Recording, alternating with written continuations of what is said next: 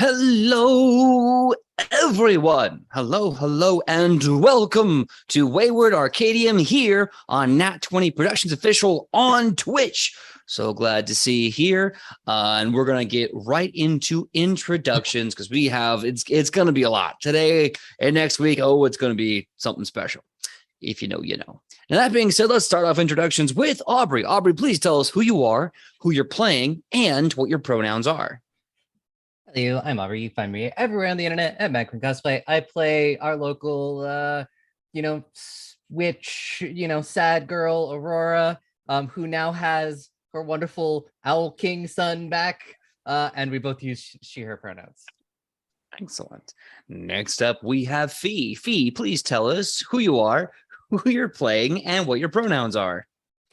Hi guys, my name is Fee. My pronouns are they, them, and I'll be playing Hiro Kitsugane for you guys, who is your local kitsune boy, cat boy, ears, that thing. Yes. Thank you so much, Dusty. He will be here to entertain with 0 brain cells, but so much more. I can't say the word, I think, yet, but blank. Fill it out yourselves. Let me know in the chat what you think he's known for. Well, next up we have Aki. Aki, please tell us who you are, who you're playing, and what your pronouns are. Hello, I'm Aki. My pronouns are she, her, and I. Who the fuck am I? I'm playing Sarnai. Yep. Just for like a hot second. No, because what immediately occupied my mind was no. Hiro is going to be more dog-like because foxes are more related to dogs. They just act like cats, but like biologically, you're going to be more dog-like. You're a dog boy, but really, realistically, you're just a fox boy. You're not that special. Ooh. Hey, Aki. Hey, Aki. Woof, woof. And I play Sarnai. Pronouns he, they. The truest, saddest, edgiest of lads. Yeah, that's basically it. I am so nervous for Parents' Day. Aren't we all? Oh man. Well, next up we have Makai. Please tell us who you are, who you're playing, and what your pronouns are. What's goopy, my good green gamers? It's me, you they, you them, your homie, your friend, Makai, Kai, wannabe VA. If you want to find me on the internet, that's where you're going to find me. But for here tonight, I'm going to be playing for you, Gritted D Stone Basin, your lovely. What time is it? How long have we been doing this? A few more minutes until you can swear. Your friend. Let's just go with that. Your best friend. And maybe there might be some benefits, like cuddles, hanging around, having a good healing. time. And having a good time. Yeah, definitely that. Now, I'm going to pass it back to the old Peach Master. How you doing there, baby? Doing great, doing good. Next up, we got Dusty. Dusty, please tell us who you are, who you're playing, and what your pronouns are. Hello, I am Dusty. I use they, he pronouns, and I am playing Aldwin Sanchez, baker of breads, eater of axes, concerners of Parents' Day, and they also use they, he pronouns. Lovely. Well, that just leaves me. My name is PJ. I am the GM for Wayward Arcadium here on Nat 20 Productions Official. My pronouns are he and him, and I'll be playing everyone and everything in between. And here's a quick recap. If you didn't get to see last week's episode, it was the second half of the first field assignment of the year. They went through a dungeon crawl in a big spoopy forest. They got to fight some creepy hags with the metal nails and the metal cages, and upon finally killing them, they're able to get the hag's eye, which is a very powerful magic stone item. This, of course, is after they survived the bottomless pit that they had to cross to get there. With the eye in hand, they finally go back to that one Jotun rune tree and see that there's actually Jotun runes all over all the trees, but some are fake and some are real. Reading the real runes, it was discovered that PJ's been playing so much goddamn Wordle that I could not stop myself from making a Wordle puzzle, even though I was doing my best. But that being Waywardle. Waywardle. That's right, the Waywardle puzzle. And it was solved very well by the party, upon which they went into the sealed off area they ended up fighting Adelaide, who turned out to be a blood hag in disguise, and the Anis hags were trying to steal her power so that their coven could grow. So in this final moment, they fight the blood hag and the marsh giant that happens to be living there, get the artifact back, and they're very successful on their first field assignment. Well, now some time has passed, and it is now officially, well, let's announce this with a morning announcement. Give me that morning announcement music. Good morning, you freaking legends, you! Hello there, it is your boy, it's the voice of choice, Cooney Marmer, and I am here to tell you, you better hide your drinks under your bed and put away those bad books because it's Parents' Day. That's right, your family is going to be here, and it's probably going to be very embarrassing. That being said, please, no fireballs in the quad. We're still getting rid of the soot burns from last year. Now, a quick announcement. Why are we having Parents' Day? Well, the whole school board wants all you lovely parents to know that this is a safe place. Please ignore the fireball comment I just made. But this place is great. This is where adventurers are born and magic is mastered. So thank you for coming here to Parents' Day. That being said, for all students, it is class as usual for you. So please swallow that cringe when your parents embarrass you inevitably. One more announcement, and then we'll let this day kick off as it's supposed to. The Chronomancy has found their new teacher. She has popped back in temporarily, and due to a horrible... Well, I can't pronounce that word at all, but they will not be here forever. So if you want to take Chronomancy, please pay attention to the morning announcements when she is actually existing in this timeline and dimension. That is when the classes will be available. Until then, I am the voice of choice. I am Cooney Marmer, and you cannot have a community without you and I and it. Why? Because teamwork makes the dream work. I love you all. Have a great day. And parents, please... don't embarrass your kids too much. All right, everyone, have a great day. I'm Cooney Marmer. O-U-T, out! God, I fucking love that man. Does that mean I will pop in and out of time? I hope not. Best not to dwell on it. It's much easier said than done. Yeah. I mean, you really did try that last time. Yeah. I think if you maybe go to the class much more, you might start popping in and out of time. Well, I just hope that next time I don't get dragoned or attempt to be dragoned.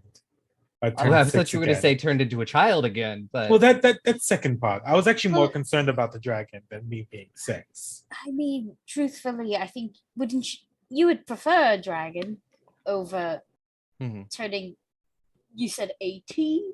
Old? You were old first and then you were a child? Yeah, no, I was very old. Yes. Oh, that wasn't great. No, you're right. I could fight a dragon. Right? I mean, what if we didn't though? I mean, Like, I wouldn't crazy want idea. to, but I could.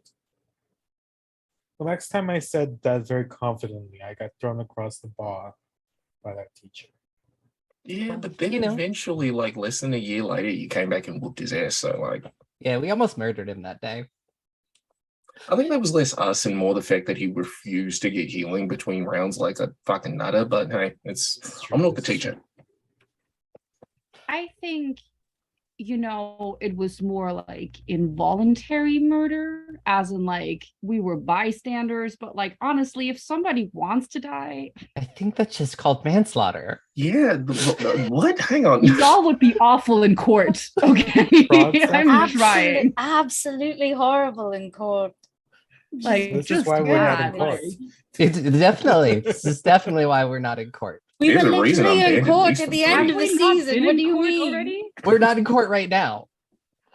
I feel like it's the court of friendships. Or It's a I court feel of- like, it's a court of thorns and roses and fairies. maybe I and just like the fables idea of and hammering mists of things. fury. Just take a shot for every fucking court there is. Oh, All right. too many. Ingrid pulls out a bottle and some Oh, shot glasses. wait, no, How no, many? no, no, It's no, no, breakfast. no, no, no. It's Yeah. breakfast. pizza. Yeah, We just gotta we should wait till lunch. it's lunch somewhere. Not here.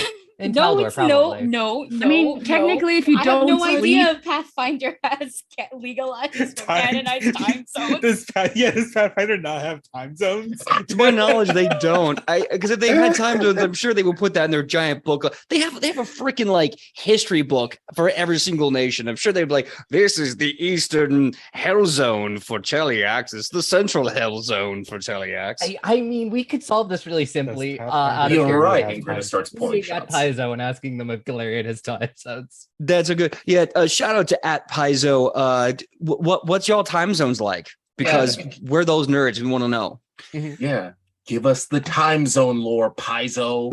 You cowards. okay, but like as I said, if you don't ever sleep, technically lunch can be anytime. That point just called eating. So let's move on to the next part.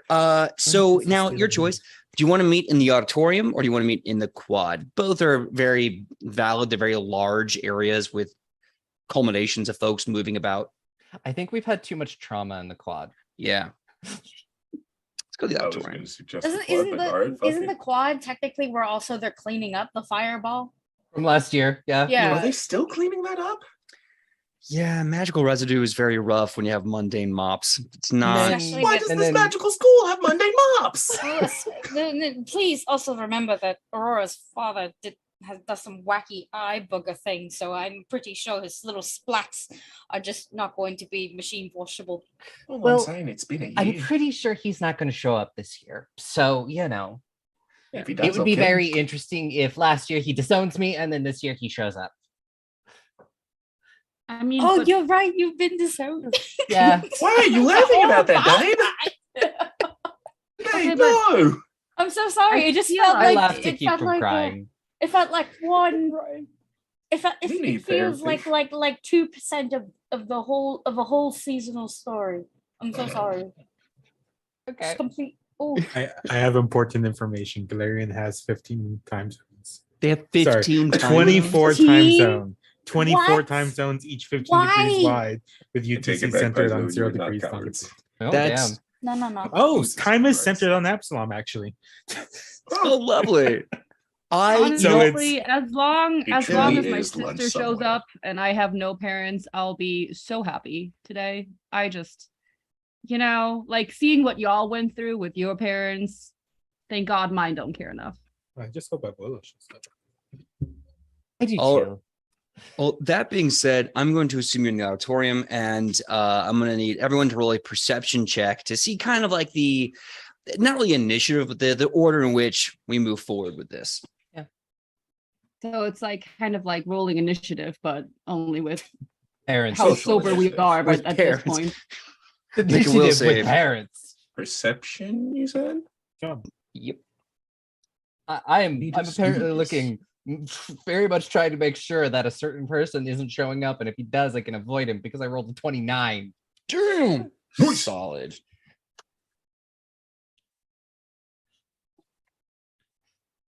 All right. Alden, what's your initiative? I'm sorry, your What now? your perception. I'm not making you all Say fight it your again. parents. This is that. Nope, Because not the telling you vibe. the You're right, that time- season the time finale is pops are tough. gonna That's come season out. No, it's Or- 17. 17. Okay. Hiro, what is your perception? I have a really cool 10. The coolest of tens. Sarnai, what is your perception? 28. Oh, well, Ew. now I feel Yeah. even worse. Greta, what's your perception? 31. 31. Okay. Cool. Never mind, Also it got worse. late. Both of the boyfriends outrolled me. He's a 10, but he also rolls 10. Do Wait, do are gotta you- say that's a keeper right there. Hey, are you sure it's a 10? How'd you roll? Did you roll a 1? Huh? Ooh. Hero. Why are we trying to call me out? Just do your No, rolls. I'm just like, because like my perception is a plus 12. Mine isn't. You're right, it is wisdom based. And yeah. And with that sad admission, you are in the auditorium. You're all kind of packed in. There's this kind of weird calm before the storm of all the students waiting to see if their parents showed up, who showed up, et cetera, et cetera. You hear her before you see her. Somewhere in the midst of the massive crowd of people, you hear this large voice going, "Oi! I know my child's here somewhere. Where the bloody hell is she?" Mommy? They, yeah. Is that my daughter? I'm right here. You see, first of all, you hear a loud stomping. Cut to the crowd opening. There is a dwarf with sun-kissed freckles on top of black skin and bright red hair. She's got this kind of beautiful hair bonnet. She's wearing this like madam's outfit from like the Wild West, plus got like steel tipped cowboy boots. She is strapped with 4 guns, like on the back, 2 on the hip and 1 in the busset. And she has got lace gloves that go up to her arms, and she is covered in the biggest rings with the rarest jewels. And she comes running over. "There's my little girl. Where have you been, my child?" And for once, Greta gets tackled. Yeah.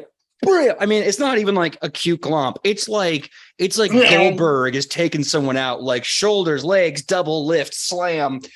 You know the first episode of The Boys is like that. It's like A-Train just evaporating. Greta was here a moment ago. Where'd they go? Where's Imagine Dragons when you fucking need them? Yes. I feel like it would be one of those scenes where like Hero's just like, and this is my partner Greta, and that's the moment Greta gets tackled, and Hero's just like, well, that was my partner Greta. That was my partner. So you get tackled, and your mom is just kissing you all. She's got your face right here in your hand, like in her hands. And she just like all over the forehead, all over the cheeks. Like, and as she's kissing you, like a flask falls out of her décolletage, and she grabs that and she puts that back in, and she picks you up high above her, puts you back on your feet, and then she's got, punches in the arm, and she goes, "Now I know you're not too proud to introduce your mall to your friends here. Who do you have here? Who are these people?" "Sorry, I was caught a little off guard. I haven't seen you in ages, you old bat. How have you been?" "I have been very good. Alkenstar is still very dry." Yeah, tends to be. Yeah. It's going to be a bit on the dusty side. That's why I carry me 4 shooters everywhere I go. So yeah, hi everyone. My name is Crystal Stonebasin. I am the mother of this here wee adventurer. I own a brothel, a very lovely one. And that reminds me, if you ever want to come by and have a good time, just respect my ladies, respect my gents, and pay your rent and pay your drinks, and be fine. Otherwise, I'll have to kill you. Yeah, we will absolutely murder you and just throw you in the street when we're done. Oh, no, It'll yeah, be that's bad. understandable. It'll be real bad. Yeah, Yeah, of course. lovely. This is great. I'm so excited. I cannot wait to meet your parents. Who's next? Who's next? Oh, right. Well, Mum, we're just about to have breakfast. And I pour 3 shots. She's like, what have I told you about breakfast? You see her reach in. I pour out a 4th. Yeah, and then she opens up this container, pulls out some eggs, starts cracking the eggs and putting them into the whiskey shots. She's like, "You always have to have protein with your whiskey, or else it just makes you dry all day." Oh, Mummy, I'd like to have it separate. And she pulls out a fucking shaker thermos. I never question your ways as long as you're getting your protein. Of course. Especially from that one. Aurora, make for me an occult check. Cult check. Yeah. I should theoretically be good at those.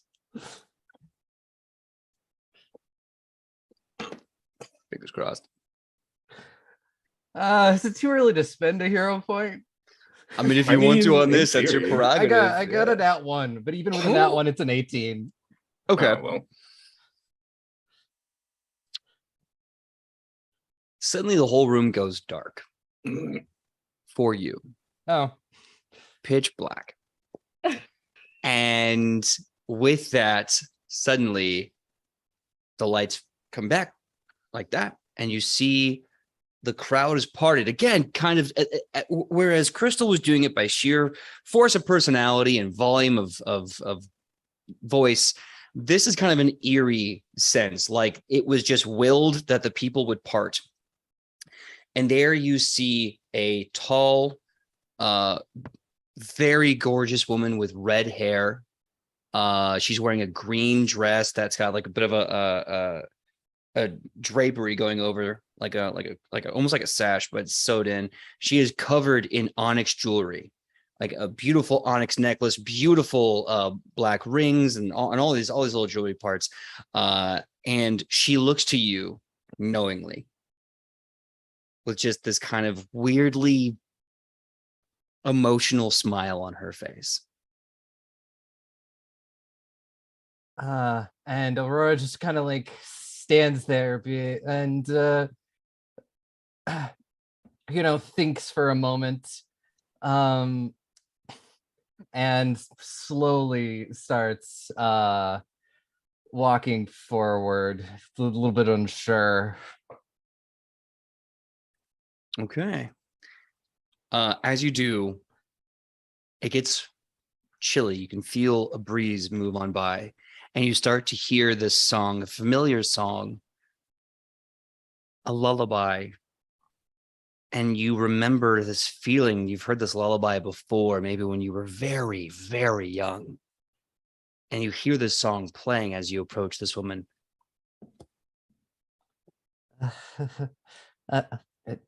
Hi.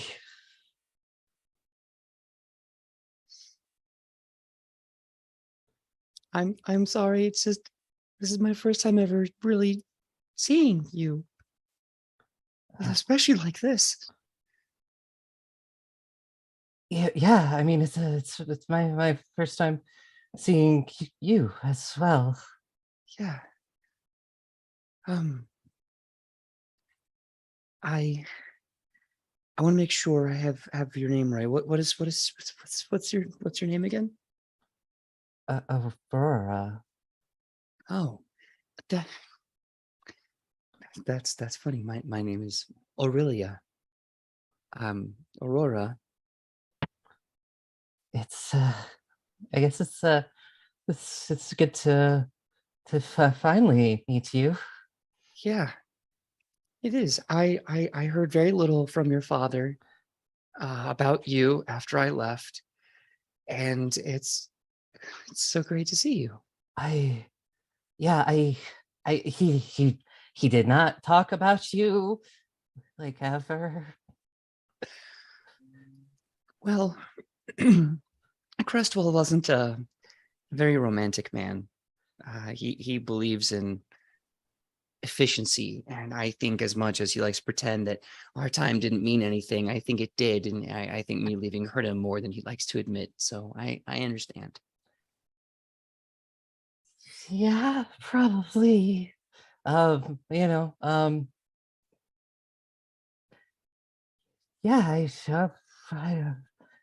I've been wondering about like this moment for a while, and yeah, honestly, I was like, there's a lot of things that in my brain I said I'd say, and now I am here, and I can't think of any of them. Well, I found out from the web of all things that this was happening, and I just kind of showed up. So at least we have all day to figure out what we need to say to each other. And Yeah, there's that. yeah.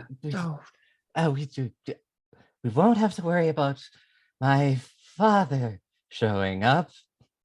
I know I wasn't under the impression that Crestwell would be coming here, but let's. He came last year and it didn't go well. I heard about that. Oh, Well, have no fear. I will not be taking money away from you. Not that I was giving money to you anyway, so that should be that's fine. fair. Good to know. Also, these are my friends. Yes, your friends. Yes. Oh my gosh, Aurora, I would love to meet my daughter's friends. Please lead the way. Yes. I don't know. I don't know. Just clear over to my friends. Just be, like maybe like kind of like looking out, just being like, "Is Eden here?" Eden is here. You can see she is talking to both of her parents. You see a dwarf and an Aphorite in full form, just glowing right above her, and she's just Yeah, it's kind of Yeah. like from a distance, you see she's laughing and chatting, but you can't quite make out what she's saying. But everyone, you meet Aurora's mom wearing this beautiful green dress, lovely black jewelry, and just like a short or like red hair about here, like a very, very petite jawline, kind of upturned nose. I believe if you were to face cast this woman, she would look like Jessica Chastain. Oh, Yes, I don't Fee. know who that is. And I You I'm cannot not roll to sure seduce. because obviously she seems so much more powerful than all of us, but can I vibe check her? Because based on past experiences, Hero is very protective over Aurora, and I would like to vibe check this suddenly overly friendly woman.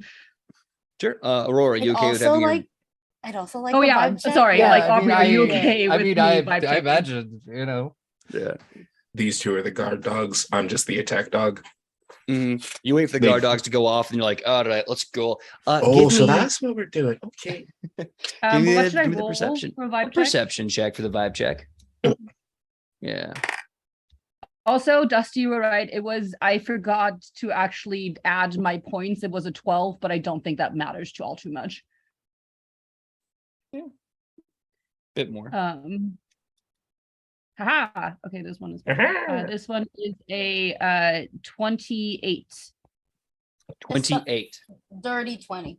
Dirty 20. Okay. Yeah. So Well, is there lower. anything specific you're trying to vibe, or you just want to get like a general schematic?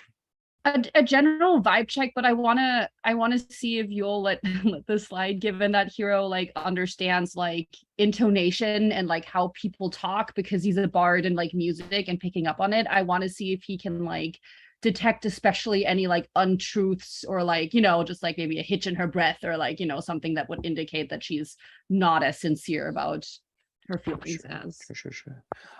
You both, Aki and Fee, pick up that she. Yeah. I specifically want to vibe check malicious hag because we maybe killed 4 malicious hags like yesterday. So I'm and you know Aurora's a she's- changeling. yeah, exactly, fair. and that This means is this fair. woman is a hag. So it's like That's like awfully not hag judgmental. slander or derogatory, like hag biologically. factual. I don't know. Yeah. Like no, totally. hag, Not derogatory, that's your factual. stat block. Like Sure. like yeah. So just malicious intent. That is what I'm solely vibe checking. Okay. So you both vibe that Aurelia is nervous. She is scared and she is nervous and she is awkward. The energy is extremely awkward coming up to you all. She doesn't seem malicious at all. She just seems very interested in the well-being of Aurora. As you all talk, she constantly does kind of check in on you, Aurora, and just goes, "Well, how are you feeling? How are you doing? How is life?" And just checking in on a daughter that she's very rarely ever talked to in her life. That's kind of what you're I getting think right last time now. she talked to me, I wasn't in a state to talk back, That was- being like yeah, a literal baby. exactly. So that's kind of the vibe you're getting right now. She seems very interested in Aurora's well-being, and she's scared and she's nervous. And Aurora is exactly the same. She's very scared, very nervous. And just being like, this is immediately going better than it was last year. So let's hope it continues. Hero will, upon sensing, I guess, the awkwardness, will go up to the mom and basically just like stick out his hand and just be like, "Oh, hi, I can see where Aurora's getting her good looks from. My name is Hero, and I will kill you if you hurt her. Nice to meet you." And he like Okay. smiles, super bright. Aurora, I mean that in a good I'm coming up Hail. right behind Hero. Hi, I'm Greta. He means it. We will, but you have to understand the last one was kind of really shitty, and we really like her. Also, Dusty, you're really pretty. thank you. Dusty, you're Why saying is something? putting the compliment at the end? I didn't think about that. That was good tactic, Greta. Well, no, Oh, don't worry, I'm used to this. I got you, babe. I was just saying that they mean it in a good way, in a way that we were here to. We're friends with your daughter, and we're, Right, but also like in the what they murderous both way. said. Yeah, what they both said. In the, have you met Pebble? So as I just raise Pebble into frame. A Gengar is a pretty good cast of that bird. So you say the thing about like, we love her, you heard her, we're gonna kill you. And she give me a diplomacy check or an intimidation check. I'm trying to measure her response by what this collection of different dialogue options has been. Man, maybe if I That's a 31 on diplomacy. Okay.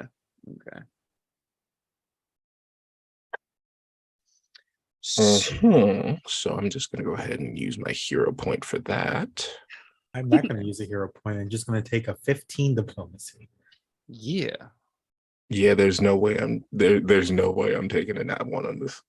Yeah, it's Ooh, probably a good idea. yeah. This is meeting my best friend's mom, and I just threatened to kill her. No. Greta 28. accidentally slips and just like punches them all. Oops. Also, you really. Oh shit. All right. So you say all those things, and Aurelia she does that laugh. Her face gets really pink, and then she kind of hides her face behind her hand as she's laughing. And it absolutely turns into a witch's cackle, not the ability, but the sound. It really rises into that. And then she brings it back down. She goes, "Don't worry. No one's going to be in any danger. And no offense, but I'm very, very powerful. If you were to fight me, I don't know how well that would go for everyone. So all I'm going to say is there's nothing for you to worry about." And Pebbles, yeah. I was there. I'm so sorry. I didn't mean to interrupt, Kurt. I'm so sorry. I was going to say, Aurora, how's Pebbles doing? Very good, as I say, as I raise him into frame, holding him like as one does like a cat, like under the arms. So it's like, yeah, with like up, like you see his like bird hand come up and then flip with the middle finger. To which your mother pats him on the head and goes, "Yeah, I'm so glad we could work together on that. He is a really fun little weirdo." he does have his moments. Wait, what? Yeah. Oh, we need to have a long talk on the way to your next class. Yeah, I think so. Okay. Well, I'm just going to, just kind of observe for a bit. Do you want a shot? I'm sorry, what? Do you want a shot? Oh, no, thanks. I don't drink. Oh, shame. More for us. Aki. Okay. Not towards Aurelia. Right? That's the mom's name. Okay, not towards her, but rather Greta's mom, Crystal. Because I completely forgot to do this like a really bad boy.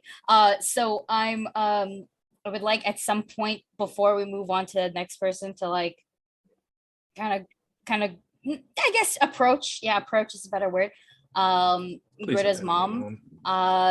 Give her a very, very like nice, polite, well-mannered bow and just go, it is absolutely an honor to meet you, ma'am. I see where Greta gets her fierceness from. So Crystal looks at Sarnai. You're bowing, right? You're the bow thing and taking the hand. Yes. Yeah. I'm a fucking noble motherfucker. I better all of those etiquette classes right here. Okay, there's a stick up the ass for a reason. It's meant so you can pull it down and bow at a fucking 90-degree angle. So you take their hand and they kind of do this. They reach into their hip, pull out a fan with a loud.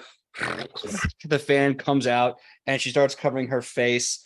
And she looks to Greta and goes, "My goddess, this who you're dating? That one. Now they're both right. One, I thought you said, but yeah." And then she kind of turns back to Sardai and goes, "Listen, cutie patootie, very tall, very thick. Like I'm thick. You're like a thick steak. You're very nice. You keep this really nice talking shit. I'm gonna take a couple gold off the whores, if you know what I'm saying. Keep it up." Long story short, if you keep this up, you're gonna have me and her, and well, Oh no, not no, as in like No, I'm going to stand up now. It was lovely meeting you. I would love to speak with you more. But not under the constant stress that is happening right now. Thank you. Kind of folds her fan and gives you a little pat on your shoulder as you turn around. And as you turn around, Aki, We both smack her ass. the double deuce. And as you turn around, you see now the crowd is parting because of actual physical demand. You see these two hands just forcing people aside. And as it does, hunched over shoulders, massive bat wings with dragon scales just break through the canopy of people's heads and head tops and foreheads. And you see this gorgeous dress with green and pink silk and these big wings extended high over everyone, these large tiefling horns, this beautiful black hair just rolling down their shoulders. And now they force everyone aside. They stand up tall at almost 7 feet, if not taller. And you see from that massive push, immediate, gentle poise. Now, where is my little Rose? I was told he would be here today. He sent me a letter, and I'm here for my little Rose. There he is. Sarnai. Please make Hello, introductions Mother. while I walk over to you.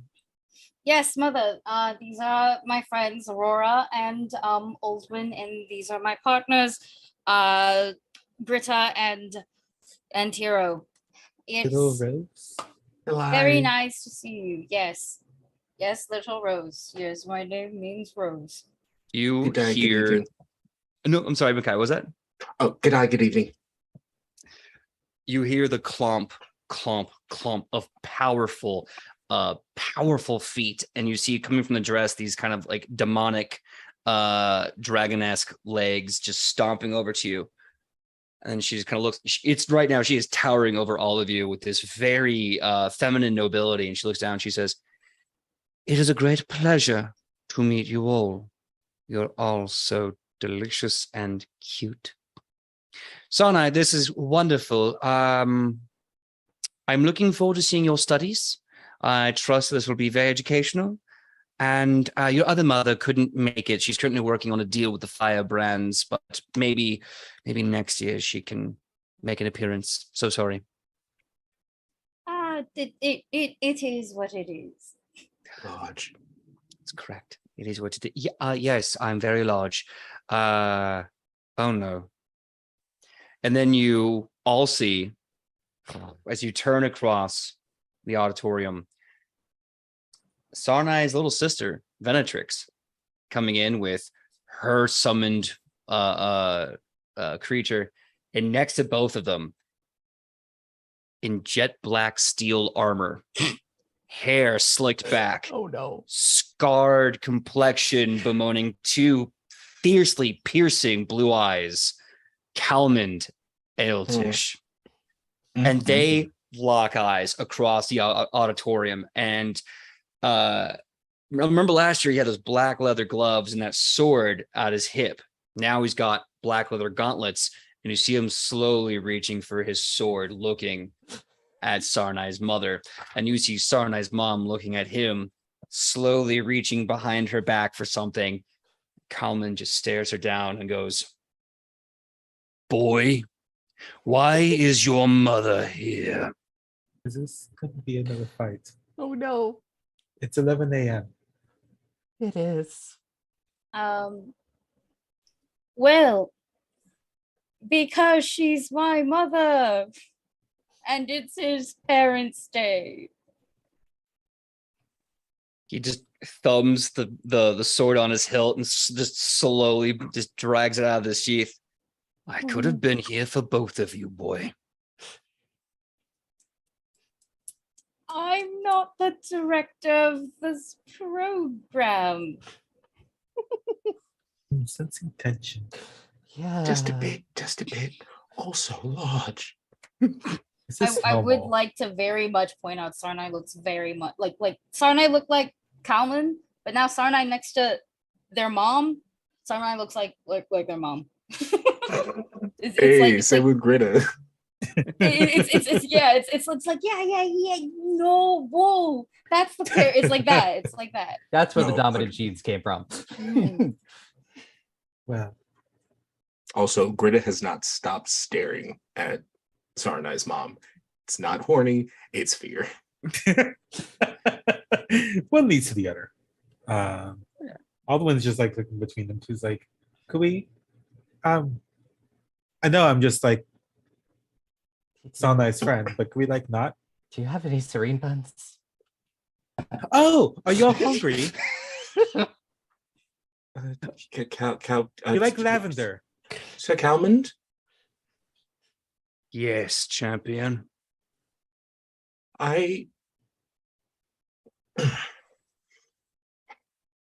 And she finally wrenches herself away and faces towards Kalman.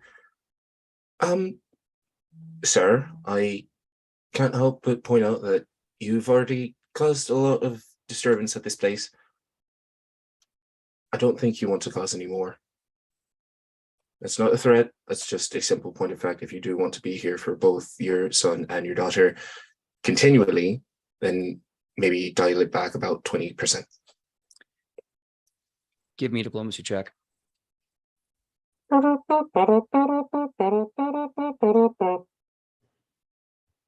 Can I assist this and be like, yeah, they're still kind of cleaning up the mess from last year. We say Hero- standing over his crater. Hero already practices if I die young on his guitar. Can I roll to aid? Absolutely, please do. Okay. What's the DC for aid again? I usually just call it a basic DC of your level. So at level 7, about 23.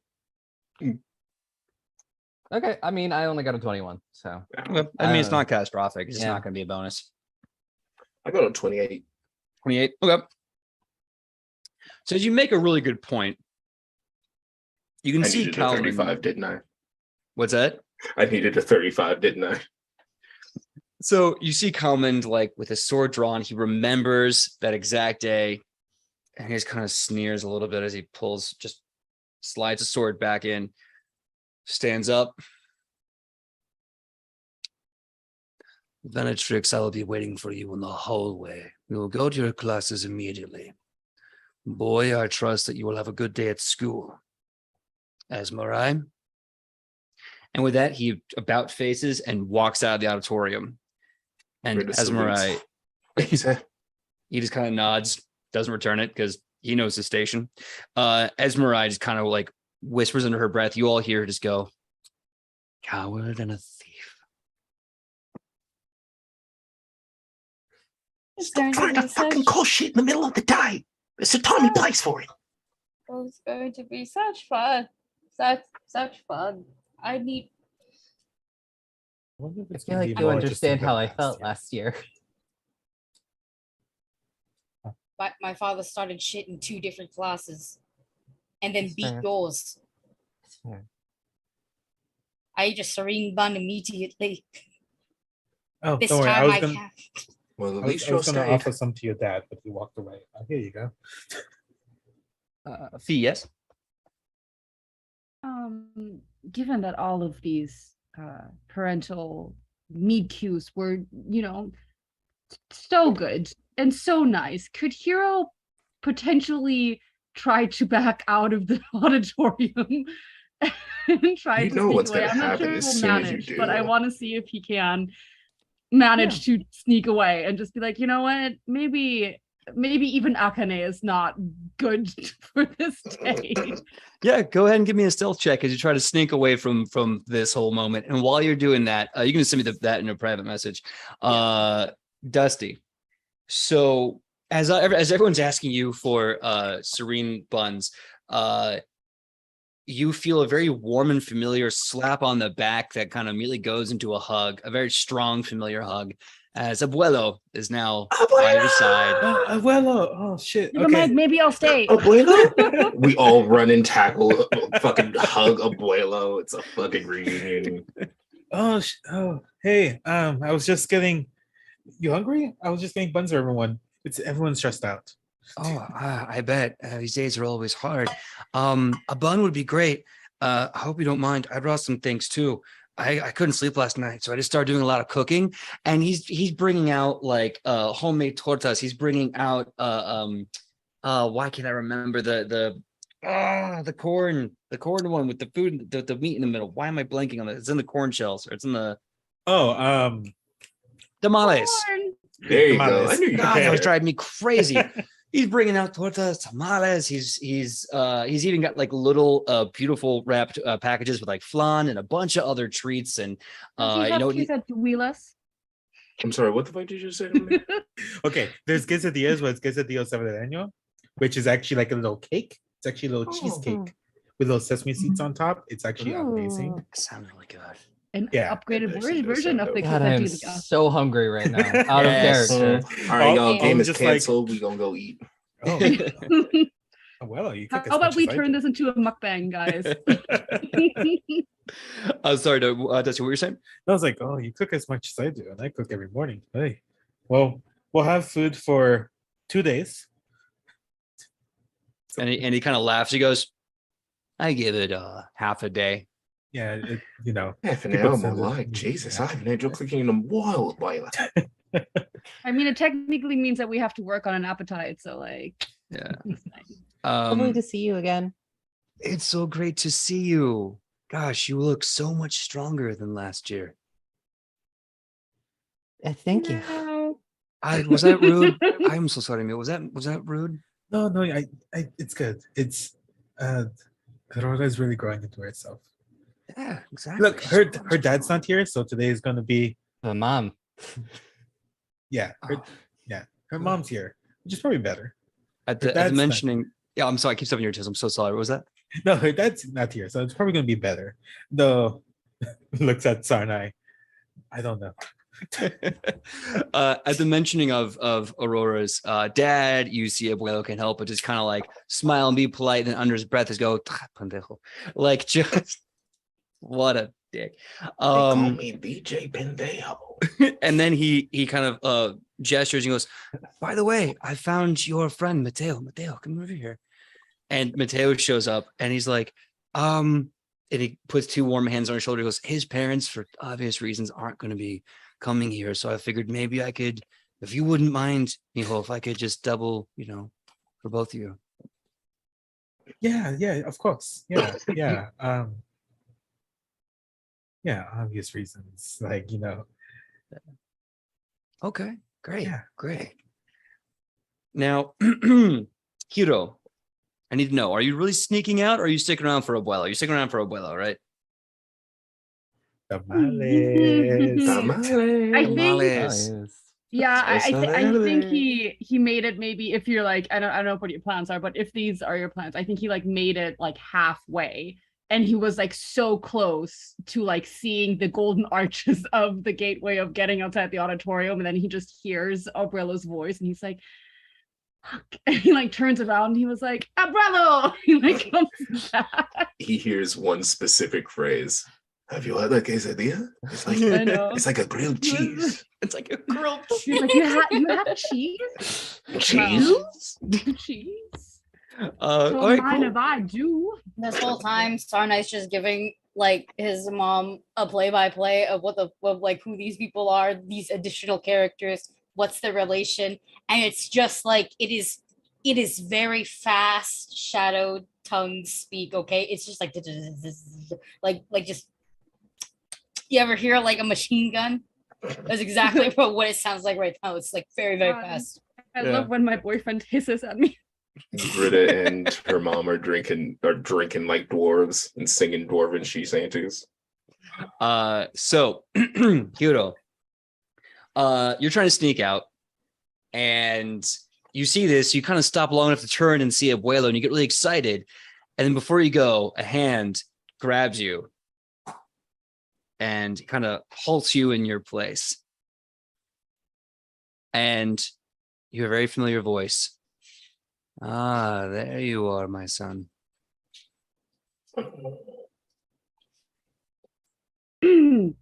uh, hi, hello, father. Mm.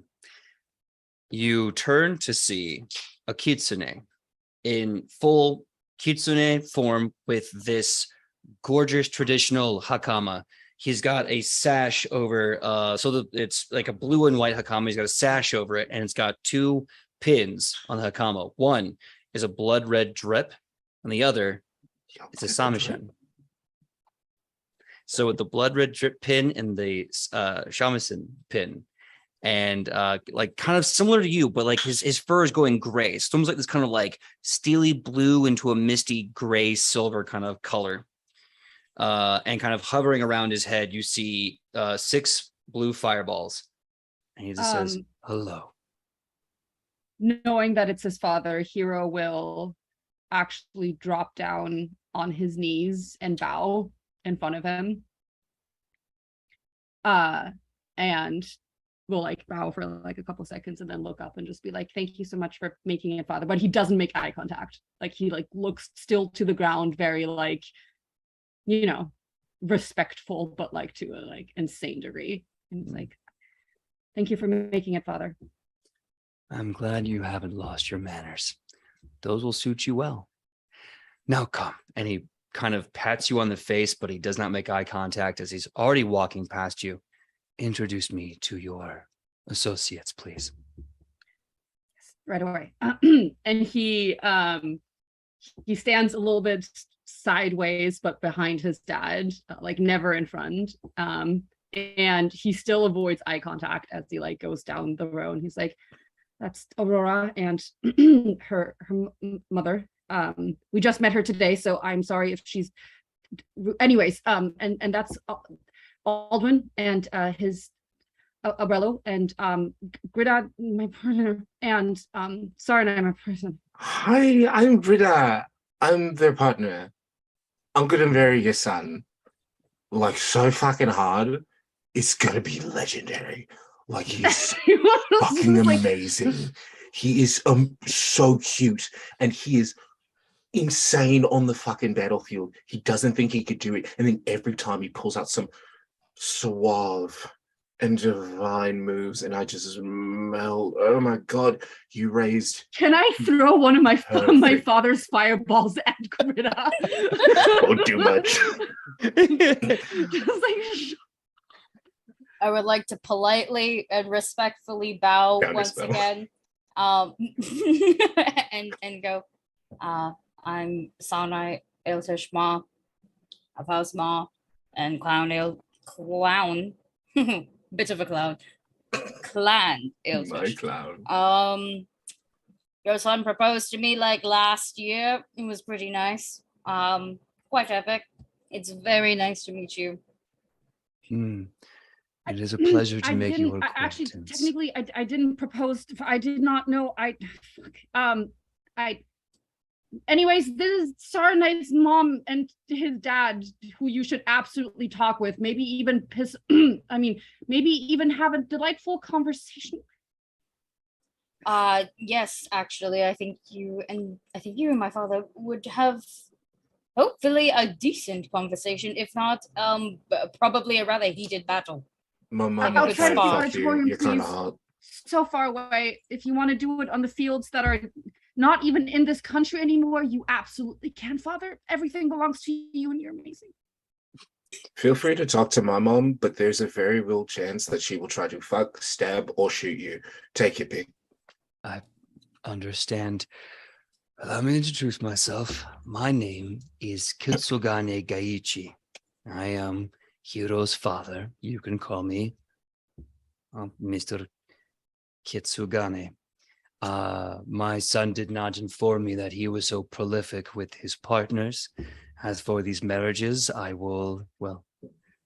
will see about those in time. Oh yeah, you're definitely invited. Don't worry about it. I'm just How's a he do friend. catering. Right. Has my son been doing well in his studies? We are paying a lot of money for him to go here, and I would like to make sure that he's doing a good job. Absolutely. Yeah. Wait one second. I can't lie, so I don't Wait, say wait. anything. I think I have a spell where I can send messages with. That's a cantrip. Don't worry about it. I'm very good at lying, and even then, I'm not lying right now. So, like, Sweet. Hero will still send a message to all of y'all, just being just like, tell him yes.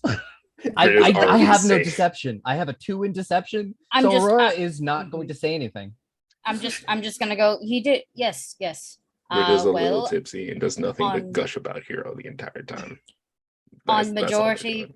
a majority of our assignments, including group ones, especially group ones, we have passed with flying colors. Not a single one of us has failed per se. Though if we have, it has nothing to do with Hero. And besides that, your son has somehow managed to get credits in classes that you did not even partake in, and that is how good your boy is. Yes, I This is have what you- heard reports about you passing math class, Hiro. This was very interesting to me, as I did not remember you enrolling in math, and yet you still did very well.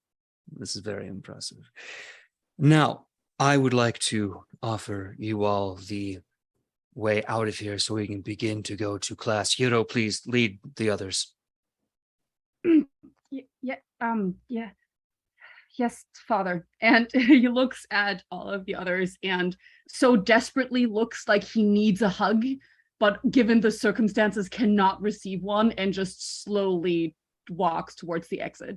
I have a question for Yep. you. Well, for all of you. Well, not all of you, just specifically the GM for allowance and fee for consent and low key other stuff. How Asian gay can we get? Because like, Ooh. you know, like C dramas where it's like that glance, the brush of the hands together. I can give you one of those because I low key do want it, like would do it. Do it. No. Here, listen. Do it like the Untamed and give me a chicken, and I feel like we should be all good to go. I can't give you a chicken because I don't have a chicken. So instead, You have a What chicken I- tamale. I do have a chicken Perfect. tamale. Yes. I'm so hungry. Just Instead, Aldwin just to offer me a chicken. Like here's a chicken tamale in your time of need. Can I offer you a chicken tamale? You just walk up to Hero and you're just like, hey man, it's like super like, you have the violins playing in the background. And it's like, hey, I really feel with you. Not having a supportive dad really, can really get to you. Anyways, have a tamale. Anyway, have a tamale. So to answer your question, obviously do whatever you want to do, as well as you're both into it. And we'll you go have from all there. of the consent from me for Okay, all awesome. of the things. I will give you a firm look, direct eye contact, okay, with a slight subtle nod and a hint of a whisper of "you've got this," and if we were to brush past like each other, it is one tiny shoulder bop like that. It is incredibly subtle. It is incredibly like, oops, sorry, just passing by. One of those I things. just want That is you exactly to what you I just get. want you to know I love that I am finally having a fan fiction moment in my life. That is all I ever desired. Really fast. I thought I saw Aubrey's hand up. Do you want to check on there was a thing I wanted to do before we left. And it was just to send a message to Eden that it is essentially is like, hi, hope things are going good. My mom showed up, so that's a surprise. Eden responds back going, yeah, what? Your mom is here? That's amazing. I'm gonna be with my parents all day. Let me know how it goes, and if you want to get dinner afterwards, maybe hold on, I'm doing quick math. The 5 of us can go get like some steak at the steakhouse. And I was back. I was like, yes, that actually does sound lovely. So far, things are going good. So we'll see how today goes. Oh yeah, fingers crossed. And then she goes off to be with her 2 parents. So you've all met each other's parents. There's some obvious tension there, but it is still school as usual. So what classes are you going to? That's the next question. We have not been to magical creatures yet, so I feel like we have to go there. Okay. Don't introduce the goats to a kitsune that is Yes. clearly looking for murder. I was gonna say it's either that or I feel like combat makes the most sense just based on the vibes of the parental units. Does Hero have to now fight your mom? You don't have to fight. I hope not, because I boss don't think we're music gonna plays. win. I It's in really Latin. I don't. Okay. I don't think we're gonna win. I I want to say regardless whether if it's not even a group class, Aldwin does want to go to dance class because they're I thinking would say, like they like, need to if we- check if- on melee. I'm just saying because we haven't been to magical creatures yet at all. Yeah, no, I think it's a group that, but mm. regardless, Aldwin will also go to dance Mm. class. If not, like I think combat is just asking for bad things to happen. Pimple back will be pimple What gone. if we just take them to like fan fiction club or host club, like Well, something I mean, completely I'm unhinged? in host club, and I've thought about taking my mom there, but I don't think I will. I feel like Greta's mom would excel if we take her to host I want to club. see Calman in fan fiction class. That's not fair. Greta's mom is a host, but like the OG host. Yeah, I mean, like if we want something safe, go to dance. I think our zoology would be fun. Maybe they could meet I Greta. personally think it would be a lot of fun. I agree with Arcana Zoology. I have a question. This is like outside. This is like a DM question, just because I 24. don't know as much about Pathfinder and D&D and classification. Mhm. Would kitsune, since they are part animals, be considered a species that could be studied in zoology? No, they No. are.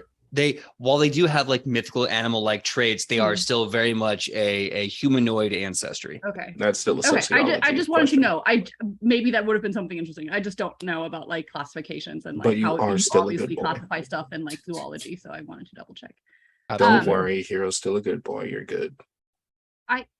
He's not. First of all, he's not a Isn't good boy. he? Don't disrespect Isn't my he? boy like that. He is an awful, stupid little gremlin, and we all need to Those understand make that. the best boys. Are you kidding me? Look at Pebble. Uh, Pebble is best boy. He's best Did boy, you and that man is wanted Pebble in and 9 Hero states in for one murder. classification? Okay, so really fast, Sarnai, what class do you want to go to? Like my class. Yeah, for now obviously this can be shared classes, this can be individual classes. I'm getting the vibe that you want to do a shared class, because that was kind of the back and forth between dance class and Arcana Zoology. Do you want to do your shared class now, or do you want to do your Let's do the shared class now, just because then we can lead into break easier. And for shared class, I'm genuinely okay with anything. okay? Yeah. My Yeah, votes I'm- are dance or kind of zoology. Those are my I'm two kind of preferring dance just because I think it could be funnier potentially, but I also agree that we haven't been to zoology in a hot sec. We haven't even been to it this year. We can go fucking next In a week. very like, long Jesus. second, then. In a very, very long hot second. All right, so I'm getting some mixed signals here. I'm getting dance class and Arcana Zoology, so we needed to kind of split this down and figure it out. Do you want to do dance class now? I know that the thought was also to use that to also check in on melee. I mean, that's also a really good idea to check in on melee. Well, Okay. that's more of an Aldwin prerogative and true. everyone prerogative. Sure. Well, can actually, do no, zoology. Now my vote is dance class because I need Yeah, I'll to vote. meet my mom and to know that his dad was never shit. Yeah, I need mean, I'll- Melee to look at Simon and go, that's where you get him from. Oh, that a Like, lot that's of it, that's things are all I making need. sense now. Technically, Melee is my best fucking friend, so I feel like I have to show him my mom. Yeah, I'm okay with dance class if Dance you want to class. go to dance class. Okay. Because that one Dance is class, still, everyone. it's like I feel like it's gonna go well and no one's gonna fight anybody. Hopefully. The I don't know awkward what those silence that followed that sentence should say Yeah, everything yeah. that you need to know. You don't know what I mean, do classes y'all Sarnai's remember taken. Melee's dad? All right, so let's do this. Let's get the study roll out of the way. Your choice of performance or acrobatics to determine how well you're going to be doing in the class that you're about to take, and then from there we'll see how the cookie crumbles. What was our DC again? DC is pretty standard for your level, so DC 23. Yeah, I got a 23. Nice. I got 29. Hold on. You said Aldwin got 28? 28. Yeah. 8. Okay. And I heard someone got 29. Was that? Okay. I forgot what we were rolling. I didn't hear you, Makai. What was that? I didn't hear you. Are you muted or No, I So was they- at nothing that time. son of a bitch? I forgot what we were rolling. Acrobatics or performance. While you're doing that, Sarnai, what was your roll? 30. 30. I'm a dancy lad. You are. You're a I'm fancy a dancy little lad. distracted, but I managed to pull through. You did it. All right, Makai, what's that check? Could I use athletics instead? Because Nope. Greta is very much a mosher and not a traditional dancer. Is Greta Her fucking and her Marge? mom are a little tipsy and about to get into a dance battle, and it is about to be a mosh pit. I love where your head's at, but I'm going to Yeah. say no. Still got to be acrobatics or performance. Bet. All right, performance, ring ding ding, and that is a 24. 24. Okay. That's good. Yeah, 14 plus 10. All right.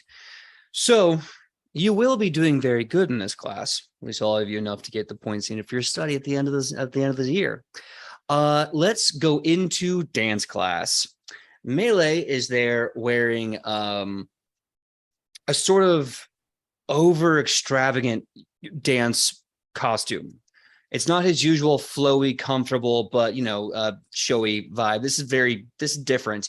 And he looks awkward in it as he's walking in front of everyone. Again, the mirrors coming from all sides, front and back, so you can see your form no matter where you are. The kind of rich dance studio smell of polished wood floor and lots of stank fills your nostrils in this potent cocktail. He starts putting you through your paces with your warm-ups and your drills before he lets you break off into partners.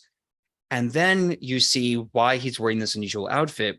As he looks off to the left, you see sitting in a very fabulous leather throne chair, legs crossed, one over the knee, with a book open, not even paying attention, is his mother. Ooh. She has the book open. You see her long elven ears cascading with golden locks, like Galadriel style golden hair, gaudy jewelry on every inch of her body. And at this point, you know that she has a ever fill glass of white wine. Bougie. She is reading this book, and she's not even watching her son do anything at all, but she will sometimes do a gesture and the wine will hover, and she just kind of looks up at her son. I don't understand. Please at least try to look like you know how to wear elven robes. I'm sorry, ma'am, you keep interrupting our lesson. Could you not? Yes, Was that- this please, is- could you not? Yeah. Yes, you keep piping up and interrupting our lesson when our teacher is trying to do his job and teach. So could you not? I'm paying for my education. I would like to learn. Thank you. Oh, right. Yes. And I'm paying for his education, and I'd like for him to do better. Yeah, But, and he's now here we earning are, his both own disappointed. money, and now he's earning his own money and has a place in this world that's not on your fucking boot. So please stop interrupting my education because you're not my mom. Son, who's this one? Why is he talking to me like this? I don't like this. I'm sorry, he's?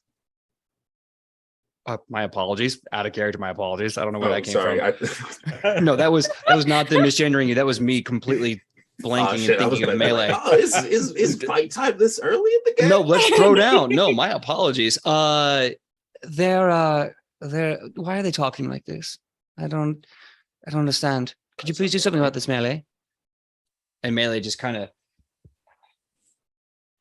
hey, listen, Greta, look, if this is my dad, I just say, smoke him on site, but this is my mom. She's a little different. And I think that this could all just go better if we just appease her and just move on, No, dude, you're completely fine. Just Okay. say this next part with your chest. Greta, you're out of line. Go sit. Get out of my class. All right, 3, 2, 1, go. No, Greta, no, I don't want to do that to you. Right, that's not right. Hey, I'm No, gonna no. stick up for you no matter what. If you have to lie down and take it, I get it. But I'm always gonna be in your corner. Greta, So Greta, say it. No, I got a better idea. Melee, Yeah. do you need a dance partner? Yeah, but I'm not very good at Elven lead and in this Oh, weird the tamale robe. on him, Aldwin. I would love to dance. Maybe after Parents' Day or something. I don't like Yeah, dancing. look, your mother wants you to. Alvin's gonna air quotes do better. Let's give it a show. Practice all summer. Give me a diplomacy check. With assistance? Yeah, go ahead, roll 8 on that as well. Yeehaw. How does that work? So you give me the skill check you're doing to roll aid, and kind of say what it is that you're doing to make the aid happen. And if you hit the DC, they get bonus points depending on how well you roll. Nito Dorito. 24. It is Greta is again like out loudly, like loud and proud from across, like projecting across the room. She's fucking they're telling off Greta's or Melee's mom, but in the more like private, like back turn conversations, like, hey bud, like fuck her, right? Like, I'm gonna stick up for you. You have to take it. I get it. Parents are weird, but fuck her, right? And just trying to build up that, like, hey, I get it. You don't have to take my side. I get it if you have to take her side. But just know, I got you, baby. Okay. So yeah, go ahead. If you haven't already rolled that. And Dusty, what is my brain doing? Dusty, if you have the roll, go ahead and let me know what it is. I was waiting, so I was just double checking stuff. We also have the medal from volleyball gives us +1 to charisma checks as well. While in Absalom, that's right. That's an 18 on the dice. Plus that's a +1 from Greta. Okay, +1. Yes. Yep. So that is going to be 27. 27. Okay, 27. So you can see Melee is very unsure of himself in front of his mom, and you're trying to help him get out of his head, offer him a dance. Greta kind of sets up and kind of wingsman the situation, and Melee just kind of nods and goes, "Okay, yeah, maybe that's the thing. Maybe we should that's what we should do." Yeah. And he nervously, do you want to lead? Do you? You're the teacher. Okay. How good are you with Thank you. How good are you with North Elven Lightstep? I'm a quick learner. Okay. Because nothing. And give me a performance check with a +2. I'm once again whispering to my mom, going, "This is really, it's kind of, it's a little fruity, Mama." Could I use message to, if I know this dance, like give Aldwin some pointers and be like, okay, you do this now, you do this now, you do this now. I'm gonna pull out Absolutely. all the stops for this. So What should I roll for that? Because I have messages that nope, nobody else know I'm doing it. I'm just that's a good point. But maybe I don't know, maybe I do you have lore elf society, anything like that? I do not. I have astrology lore. I do have society. Give me society check. I've got a pretty good society check. I've got a +13. Oh yeah, that's really good. Yeah, go ahead and roll society. I mean, it's an intelligence thing, and which is all about that intelligence. So yeah, that'll be a 26. 26. Nice.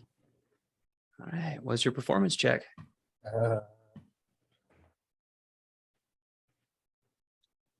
Oh no. I'm gonna use a hero point on that. Wow. Yeah. One of those nights, huh, everybody? Yeah. It's a Monday. Cheesy as hell. See, that's a 10 on the dice. I am going to use halfling luck. Halfling Not going to use Lord. this dice right Jesus now. Christ. There we go. That's a 18 again. I'm gonna use this dice as my friend. My performance is +8, so it's again, that's a 29. 29, Okay. 27, 27. Yeah. And with the bonuses from that, yeah, okay, that's good.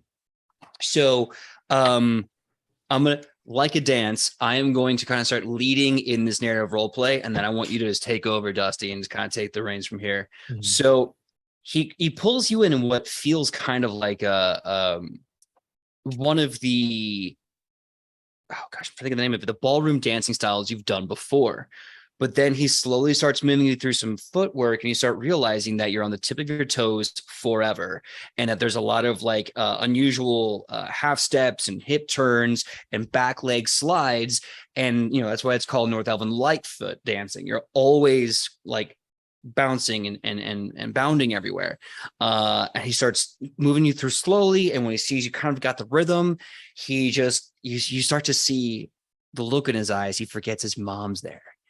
You see his smile start to cross his face. He's having fun. Now, with that, I hand the reins over to you. How does the rest of this dance go with you and Melee? As Alwyn sees like that confidence and that coming back, Alwyn's like, all right, do you want to maybe change it up really quick? Yeah. Lead into okay.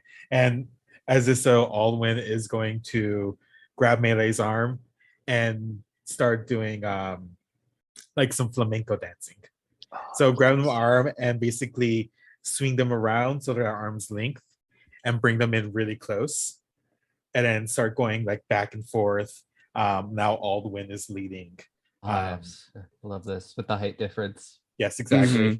Like trying to twist Melee, but really it is Aldwin is like jumping over them and twisting them as they go, because Aldwin does need to jump because they're so shorter. And I think Aldwin's actually also like just in a better mood. Like not thinking about like how Mateo's here and how Mateo's like, obviously, parents in here. Why is it obviously? I don't know. But no, they're dancing. They're great. It's having a good time. Cool. Warning, I'm about to ruin the moment. Yeah. So you're having this amazing Ooh. time. I like that PJ gave a little trigger warning, for those like me who don't. Yeah, I should also say the next few episodes, trigger warning for people with any sort of family issues or like watching family struggles. We had these episodes not only to have fun and tell great stories, but also to encourage the conversation of having these, to discuss the conversation about family issues. And hopefully we can learn and take the sting away from this a bit more. But that being said, it gets bad. So you're having a wonderful time. All the parents in the room are blown away by your all's performance. Aki, your mom is just like, they're very talented. Maybe you should take a couple extra lessons from them when you have the chance. Absolutely. Just a small jab. And they say, I know you're very good, my little Rose. It never hurts to get better. Hiro, your dad is just going, very good. Very good. Gritta's mom is just like the loudest supporter of the dance, Yeah. Aurelia is just, oh my, she's just loving it and clapping her hands. And then all of a sudden you hear the shatter of glass. And storming out of her chair is Melee's mother, throwing the book across the room, purposely missing Melee's head, but by an inch. She shouts, do you have any idea, young man, how much those robes cost? And now you're being dipped onto a dirty floor and ruining them. I spend so much gold on you, on your things, on your gifts, on your education, on your food, and this On is your how emotional manipulation. Oh, we get it. And she just goes just shouting off to Melee with the whole this is how much I pay for you. This is how much gold I'm spending on you. It's how much I'm buying your love. And she just goes off, and Melee just kind of stiffens at this a bit, and he goes, maybe I should have told Gritta to leave. I don't know. Melee's Alwyn's gonna put a hand on Melee's shoulder and is gonna look at their mother. It's like, excuse me, what's your name? You can call me Madame Shalar. Madame Shalar. Just because you are shower your son in gold does not mean shit if you do not even know them. You're standing over here just like worrying about their robes when obviously magic could clean it. You're standing here not even paying attention until the robes are getting dirty, that they're not doing what you want.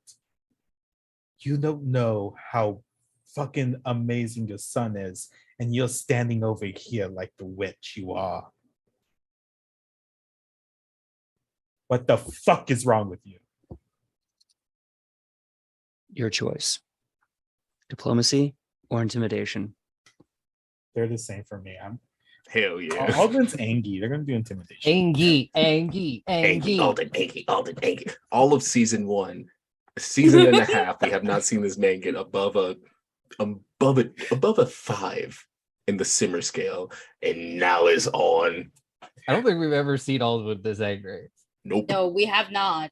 We've Nope. seen It's good Aldwin shit. annoyed. We've seen Aldwin tired. We have not actually seen Aldwin angry. Not even when fighting like an army Of of Hell Hell Knights. Knights with Yeah. demons and I mass. will- He wasn't I angry. will say, I feel like Aldwin is one of those people where, like, when you can feel like him getting angry, all of his friends step back and just be like, "Y'all, you better run!" Like, Yeah, pretty much. We're not trying to Aldwin calm is him not good down, angry. We're trying to calm him down. This is it's a 24. 24. Okay. So you say that and you give her the whole line and she looks to you. You can hear a sharp inhale as with each ounce of breath she takes in through her sharp and waspish nose, she tilts her head back farther and farther to look down upon you and Melee both.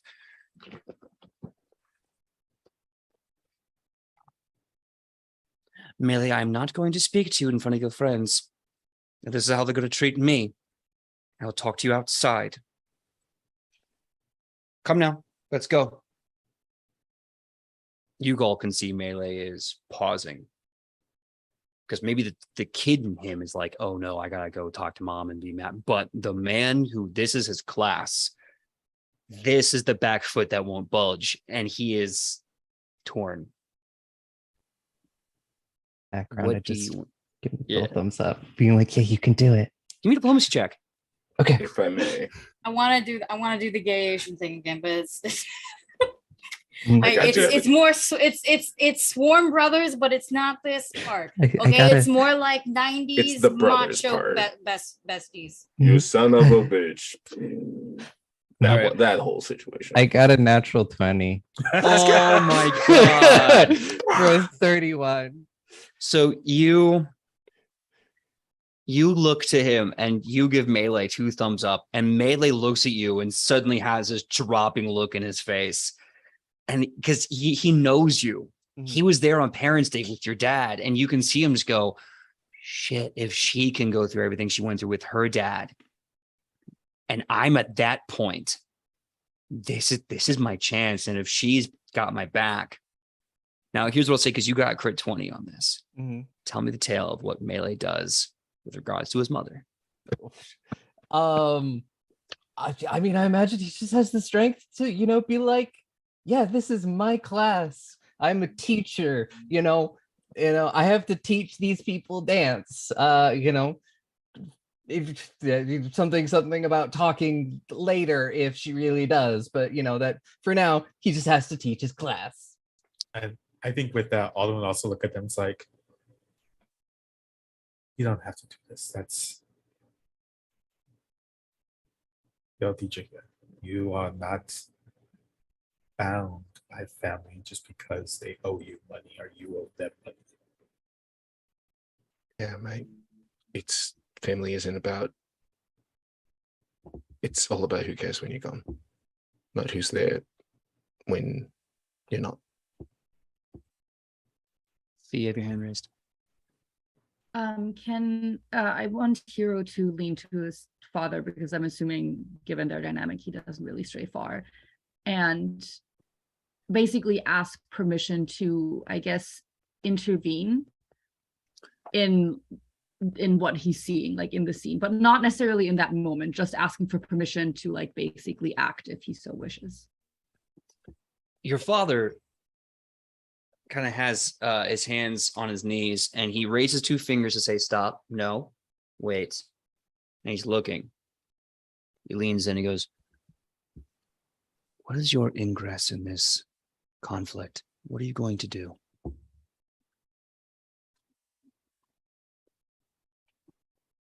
I would support not only a friend, but a man I know has so much more to offer and to give than his mother is allowing him to. Okay. He nods, not looking at you, looking at the situation. He nods and keeping his eyes locked on this woman, he leans in and he whispers this to you. I'm sending it to you now. Okay.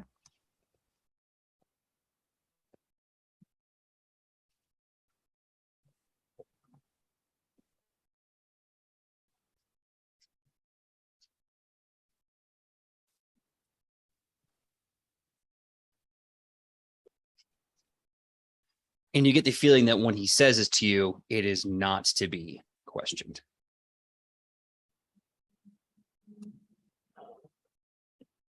Got it. Hero hears what his father said and looks at the mother and looks at Melee, and for like a split second, like is conflicted almost, but as soon as like he feels the conflict coming up, he quickly nods and whispers understood, and mixes within the crowd and the audience. Okay. Aki, really fast. Is there anything else Sarnai wants to do in this moment? I want to do something after because Sarnai is not one to interrupt, really, something like this, but rather speak after. Okay. So yeah, basically, after whatever the fuck happens, I'd like to just like, you know, excuse me, professor, after class, you like one of those things. Yeah. So Melee, after hearing what Aldwin said to him, after the support from Aurora, and he goes off, just like you said. He looks to her, to his mom, and he starts removing the Alban robe, just like with great rage, and because of that inaccuracy, but great determination. And he goes, you know what, Mom? You can take all the money you spend on me, you can take all the guilt and love that you buy with your gold, and you can shove it right up your well-toned frosty ass, and you can get the hell out of my studio. This is my job. This is what I do. This is what I've been doing since all the lessons you paid for me to learn how to dance to make you look really good at Elven Court. So you can take all this and you can just get the hell out. This is my job, and I will not be talking to you like this. And you know what? I'm glad you and Dad got a divorce. You suck together and you suck apart.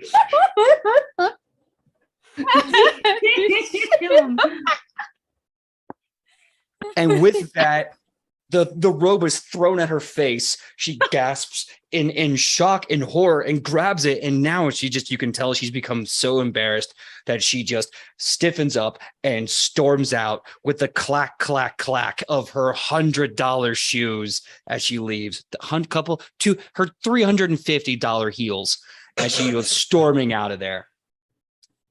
And with that, you could just Melee is shaken, having, had his confrontation with your all's help, finally standing up for himself in front of his mom. And he just goes, hey, Eldwin, do you have one of those relax buns? Yeah.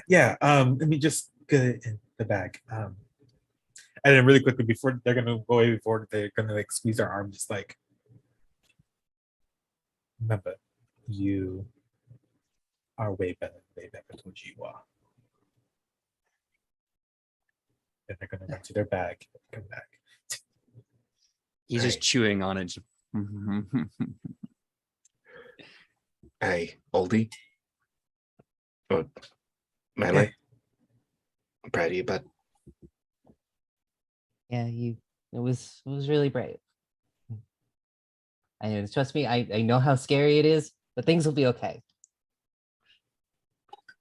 Thanks. Yeah, I honestly couldn't have done it without you guys.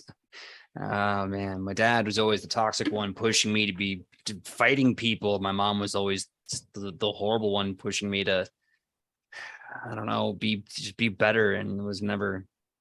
Anyway, Aldwin, you actually lead very, very well, and if it's quite all right, I would like to have this dance with you, and if you could lead, that'd be great. Yeah, just give me 1 second. Oh god, I'm not used to being angry. Y'all do this all the time. Oh yeah, it fucking sucks, don't it? Ugh. No, I just bolster the top. I think I do too. Now we're talking about it. Mhm. Okay, give me a second. Alderman's gonna like jog in place for a moment. Well, while you're doing that, I'd like to like slide on over to Millie and be like, well, good God, you might as well be a bard. You're rather inspiring. Separated the rice like your mommy and daddy. You just see Melee is just he's in that place where he's at a very high but very shaky emotional place. So he is just giant smiles and laughing, and he's loving all of it, and he just keeps saying thank you all so much. I just straight up hug him. I hug him, and I hear a little as his back cracks a little bit. I pick him up, spin him around. This is literally the first conversation we've actually sat down and had, and Bud, I'm already fucking proud of you. He just gives you a great big hug, does a whole like scratch the back thing, and just kind of pats you, and he's like, thanks. Yeah, I'm still kind of riding high right now.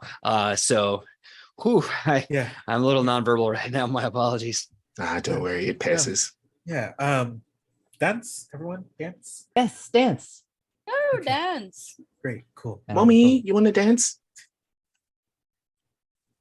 You know, I would freaking love to. If y'all don't mind, actually, Greta, do you mind if I change the music and we just do a great big hold on like we used to do back at the profile? Oh, it's fine with me. Is you guys? Oh, let's. Oh, it's a hold on. You'll learn. Everyone gets to dance at once. There's no partners up. Now everyone gets to have a turn. Let's go. I'll tell you, the moves are very simple. They repeat until you get tired and pass out. Or you too drunk to continue. So you're all having a great time. Mhm. We're going to cut to outside the dance studio. Go ahead as you see a very angry wine elf looking very upset at the situation.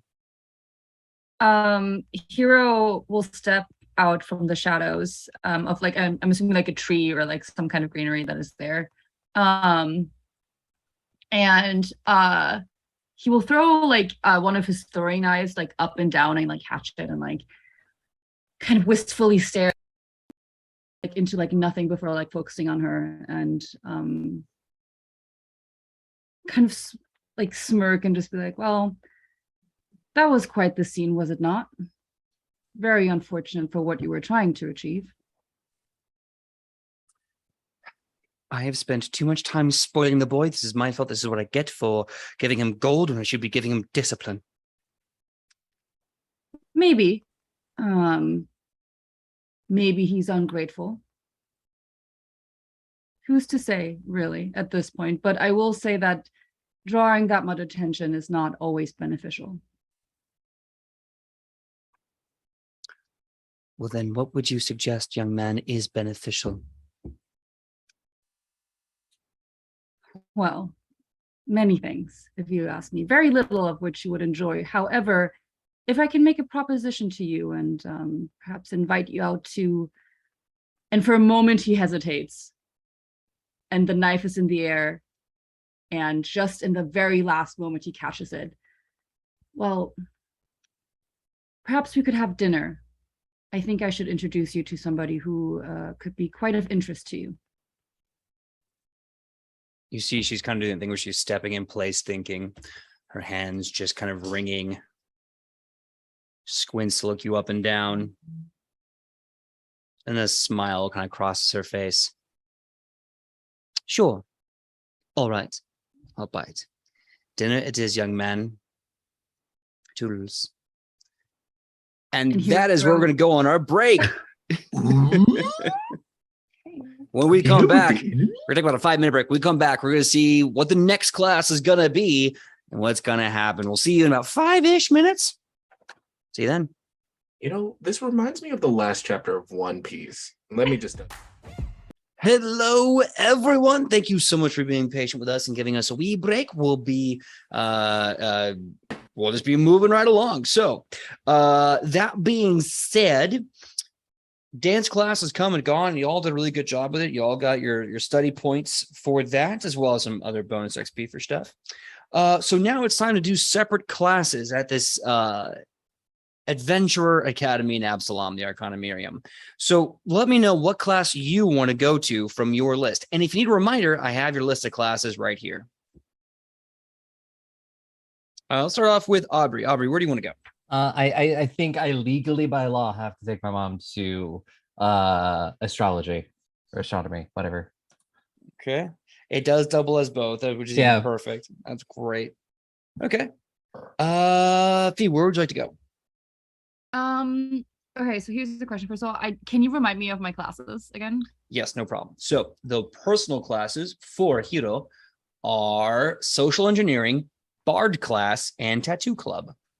Okay, so Tattoos, okay, so I'm giving you three tattoos. options. One of them is Hiro tries to convince his father to skip class because look, Dad, this is how I made math class work for me. The second option is to take him to social engineering class, or the third option is taking him to tattoo class. I will leave it up to you, the DM, the Almighty God, to pick a decision. All right. Well, I will say this. There's no way on Iomede's Green Rock that you are going to get away with not going to class with your father here. That's not going to fly. So listen, I thought maybe convincing him that this is how it goes. He would probably look at you sternly and disappointed and be like, what are the other two options? So with that being said, if you don't know where you want to go between social engineering or tattoo class, I can flip a coin. As always, is GM prerogative. Okay, so heads, social engineering, tails, we're going to tattoo club. Let us see. That was a horrible flip. Let us see. That was a much better flip. Way to go. Heads it is. We're going to the social engineering class. Let's go. Okay, so that being said, Aki, where do you want to go? So, definitely not Cheliak's recovery club. That would be so horrible to bring my mother to.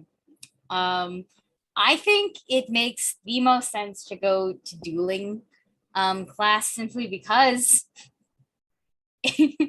if both parents show up, there's at least space to duke it out in an appropriate setting. The last time I brought a parent to summoning class, I killed a student. My favorite student, unfortunately. Ooh. So he wasn't my favorite back then, actually. Yeah, it was like, he was your favorite back then. Yeah. But like, I would not like to kill him again. Jesus. So yeah, we're gonna go to dueling just out of safety. Okay, dueling class it is. Aldwin, Dusty, where would you like Aldwin to go? I'm not sure if I remember the announcements correctly. Is the Chronomancer teacher here today? Yes, the Chronomancy teacher is here finally. Conflicted because Aldwin like really, really wants to go, but also like not sure if they're ready to talk to Abuelo about this yet. But also like they don't know when they're gonna have a chance. They're gonna go to Chronomancy yet. Chronomancy. Okay. I saw that sly smile. I don't know what you're talking about. Chronomancy. Excellent. According to plan. Well, I need to find my notes. Give me just 1 minute. You have notes for things that haven't happened yet. We're screwed. You don't know that I yet? don't know, but I have a sneaking suspicion in my butt.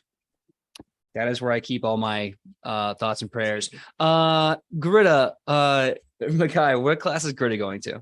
Gritta is going to the DM is trying to kill us class. It is very new. It's very very chaotic, and I'm totally not just trying to pull up the sheet for all of my Arcana Zoology, as what me and Madame Stone Basin are going to. Okay. Arcana Zoology. Perfect. Excellent. Okay. There we go. Cool. Got my notes. Perfect. So with that being said, let's do a quick initiative run to see who goes to which class first, and then we'll go through those scenes and you all get to have your class with your parents. So when you're ready, make a perception check for your initiative and tell me the number. 29. 22. Yeah. Wrong character sheet. I have a 20, but not unnatural. So Okay. Good to know. I got a 23. 23. I got a 22. 22. Okay.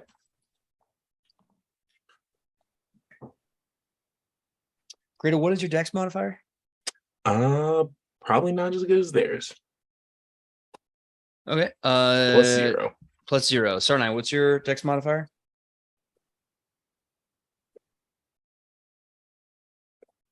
It's 1 second. Where is it? 2. 2. Okay. So you're gonna be going before Greta. Perfect. That's good. So wonderful. First out the gate, we have Aubrey. So Aurora and Aurelia are going to astrology. Now, if you'd like to make the roll right now, so we can just get it out of the way and see how well you're doing in class, we'll just take the rest of the time to do other stuff. I will roll my astrology lore. Yeah. That's the Hell one. yeah. The one time it comes in handy. I will spend the hero point on that. I haven't spent that yet. Understandable. I kind of just want Hero to just like go up to Aurora and like hand her his father's like birth chart and just be like, hey, if you can tell me if he's a dick because he's a Pisces or if he's like No, I think it's because he's a Scorpio rising. oh shit, okay, that's it. Okay, fuck. Thanks, Aurora. Like, Explains so much. I got after my reroll, I got a 25.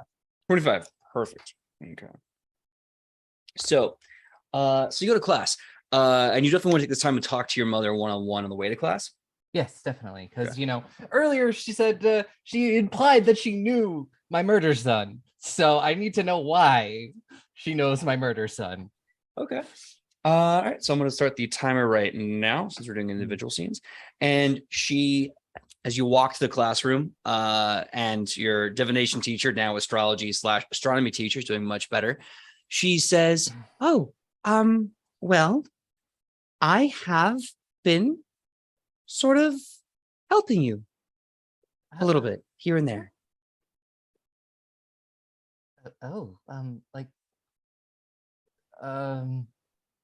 With I point at Pebble. And she laughs and she says, "Well, that was the first time, yes, but other times here and there as well." Do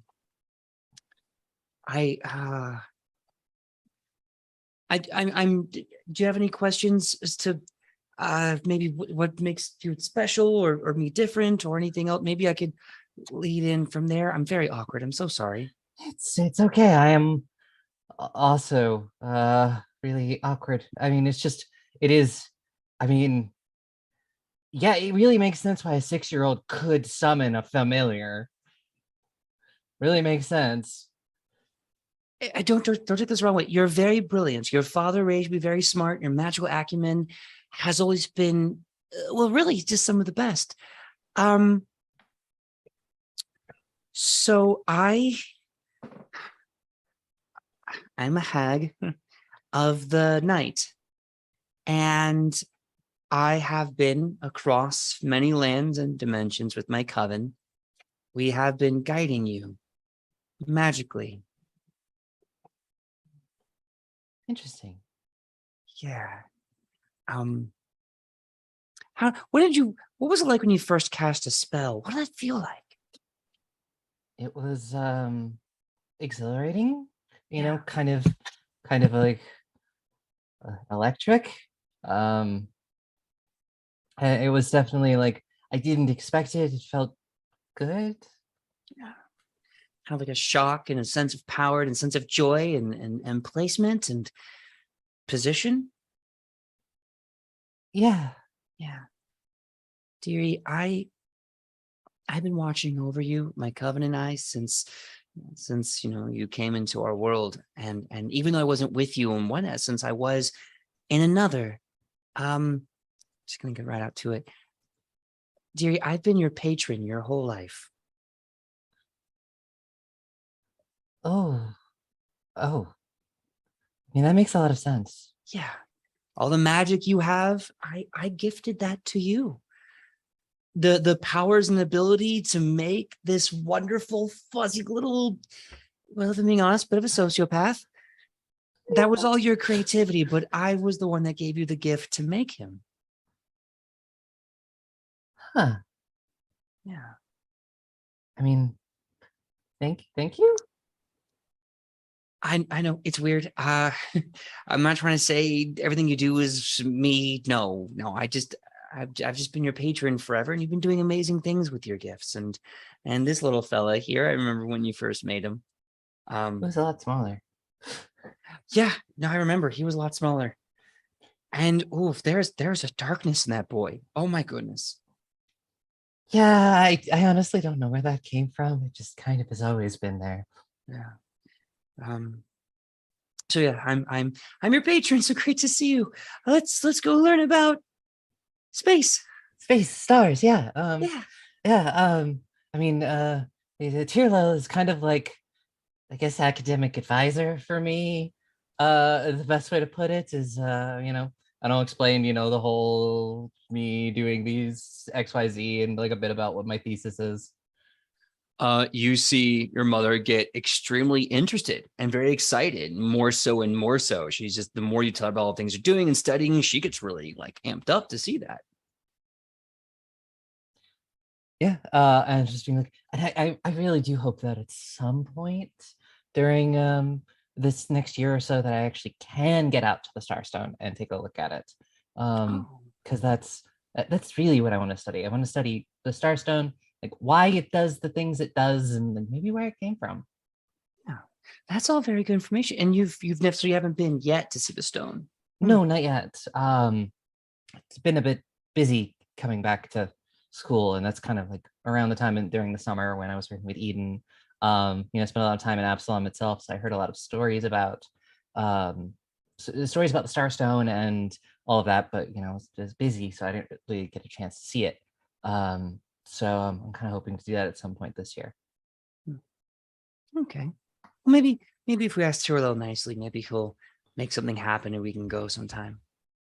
Yeah. I think he's gonna try to make it happen at some point anyway. So yeah. So with that, she offers you into the room. And you go sit in that amazing fantasy kind of laser rock. What is the name of the place where you go to look at the stars? Why am I forgetting it? My brain. Observatorium. Yes, that's the word. There you go. Observatory.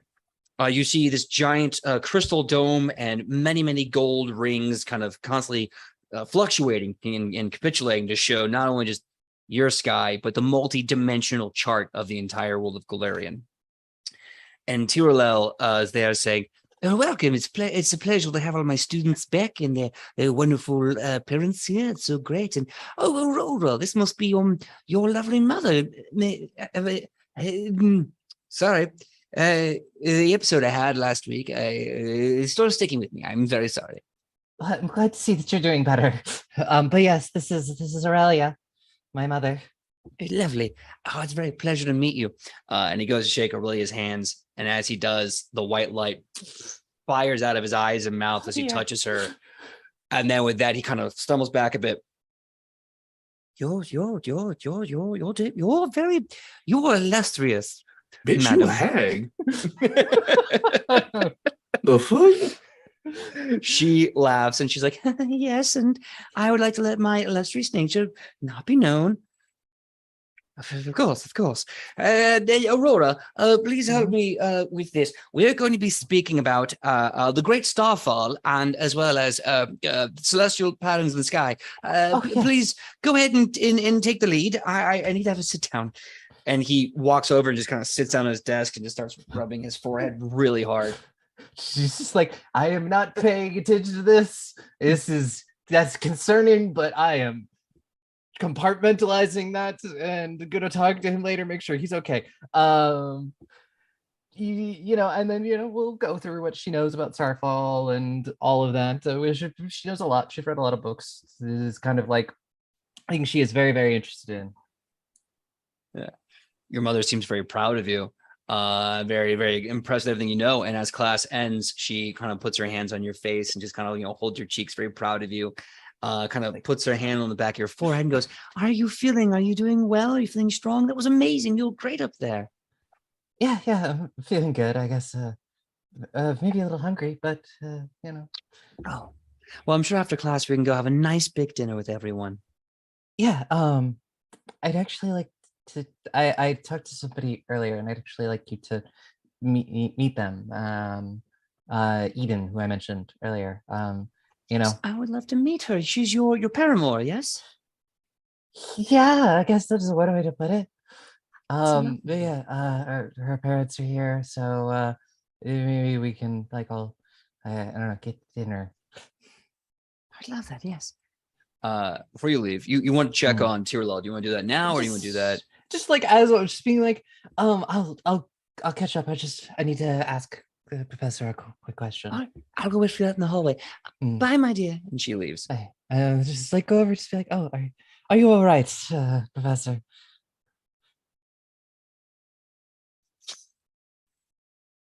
I don't know how to tell you this. So he gently touches the top of your hand and goes, be very careful of your jewelry. My jewelry? Her jewelry. Okay. Be very careful of her jewelry. Okay, yeah, I will be. Good. I need to lay down. Wonderful class. Your lecture was superb. It really was quite transcendent. Thank you. I've been doing a lot of reading. Yes, smashing.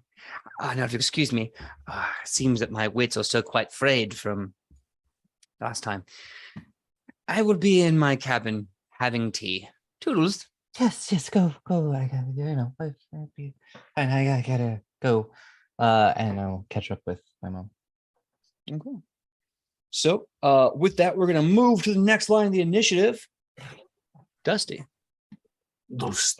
Real quick before we do, that was such a sweet way for her to say that you weren't shit. It was so fucking funny. Really? Such the most polite, sweet way ever. She was like, "Oh my precious little dear, you ain't shit, but I'm very proud of you. You have that was shit. That was so funny.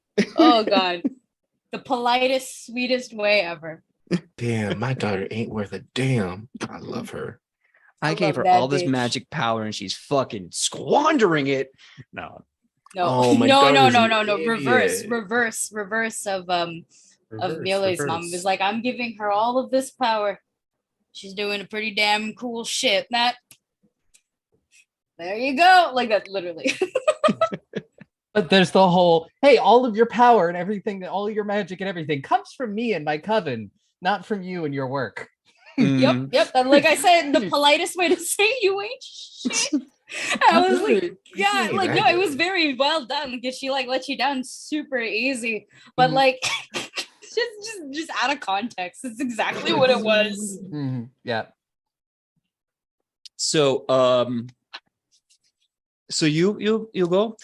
Next up we have Dusty in the chronomancing class. You go with Mateo and Abuelo to the class. You go to the same classroom you were before when I believe it was Tirlel trying to teach chronomancy. Or no, it was it was the evocation. The evocation teacher. That's right. Yeah. Dragon. Yep. So you go there, and thankfully that teacher's not there anymore. You see the desk and all of the teaching materials that was originally there has been cleared out, and it's just an empty room. Now, before we go into this, before I forget, give me the check for your chronomancy class. That could be Arcana. That can be whatever you feel makes sense for this role within reason. So I'm gonna roll stealth. Now I'm gonna roll Arcana.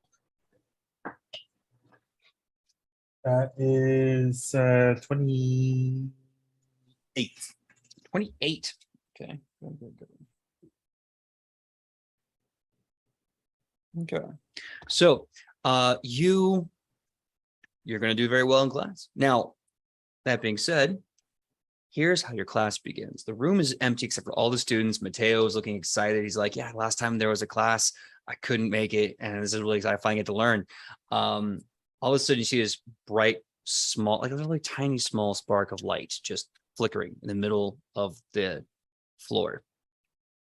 It starts flickering larger and larger and more sporadic until finally you see this massive explosion, and they're standing in front of you, sizzling and steaming. You find this rather unusual metal pod, and then the door opens up and this long leg with a boot comes out. Stepping out, you see a woman clad in black leather and steel armor plates. You see a long white coat covered in ribbed black leather armor, and she has this woman with wild shock white hair, like it is all over the place. She has these massive goggles that she takes off her head and just kind of shakes her head around, trying to get her brain settled back in place. And she just goes, "Whoa, Franklin's eulogy! What a freaking wild trip! Okay, woo! You need to get my head together for a little bit. Sorry, darlings, I'm woo, but I'm back.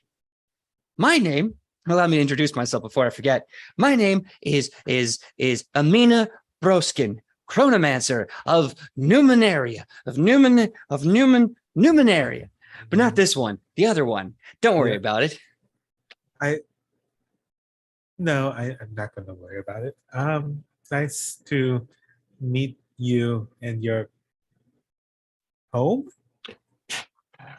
No, home. No, my home is in Numeria. That's what it's called. No, my home's in Numeria, but not this one. Another one.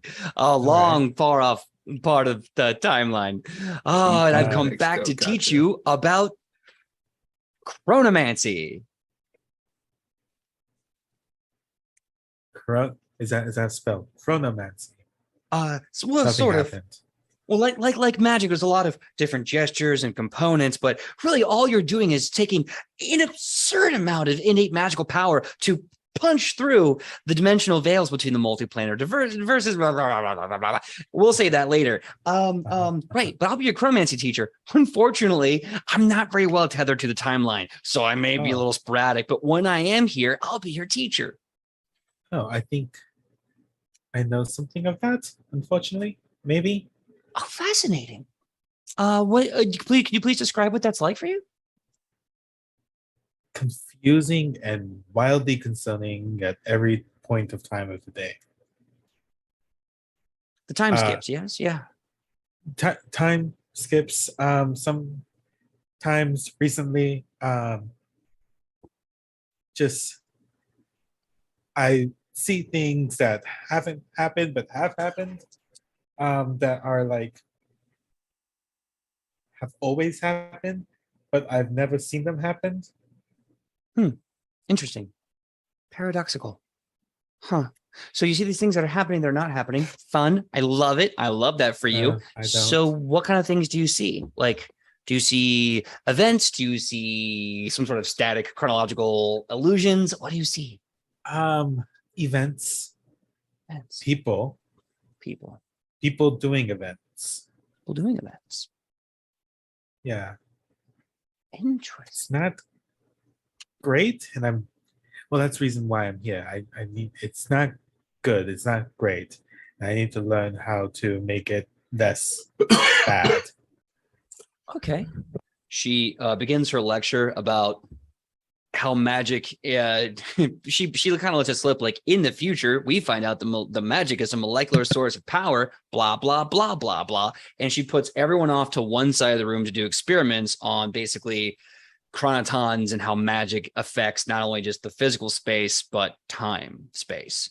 You know, she says, like, you've learned slow magic, magic makes people slow down. And, everyone knows the haste spell. Imagine these things blown up on a molecular level.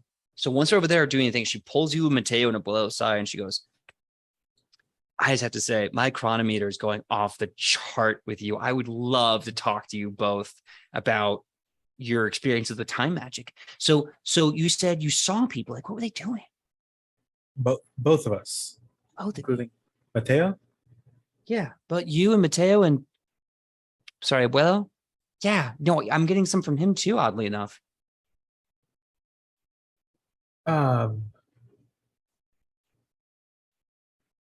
Alden's like kind of like looking like at them and just like, how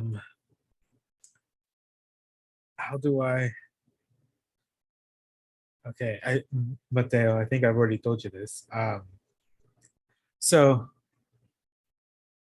Mateo remembers me, and Abuelo remembers Mateo. The first time I met Mateo, it was beginning of this year. Interesting. And looking at Mateo, I was like, I swear on Abuelo, I don't remember anything, and I'm sorry. So they all remember you. You remember only him. You don't remember.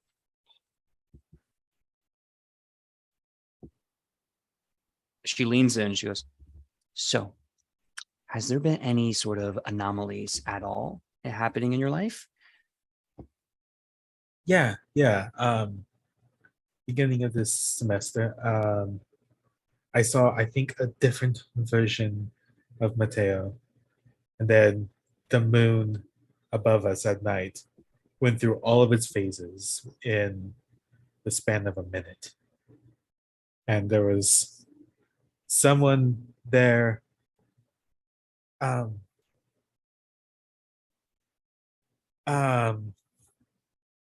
Someone there, something timeline bad. You see her stand up, kind of stumble back a bit, and she whispers under her breath, Franklin's eulogy. Okay.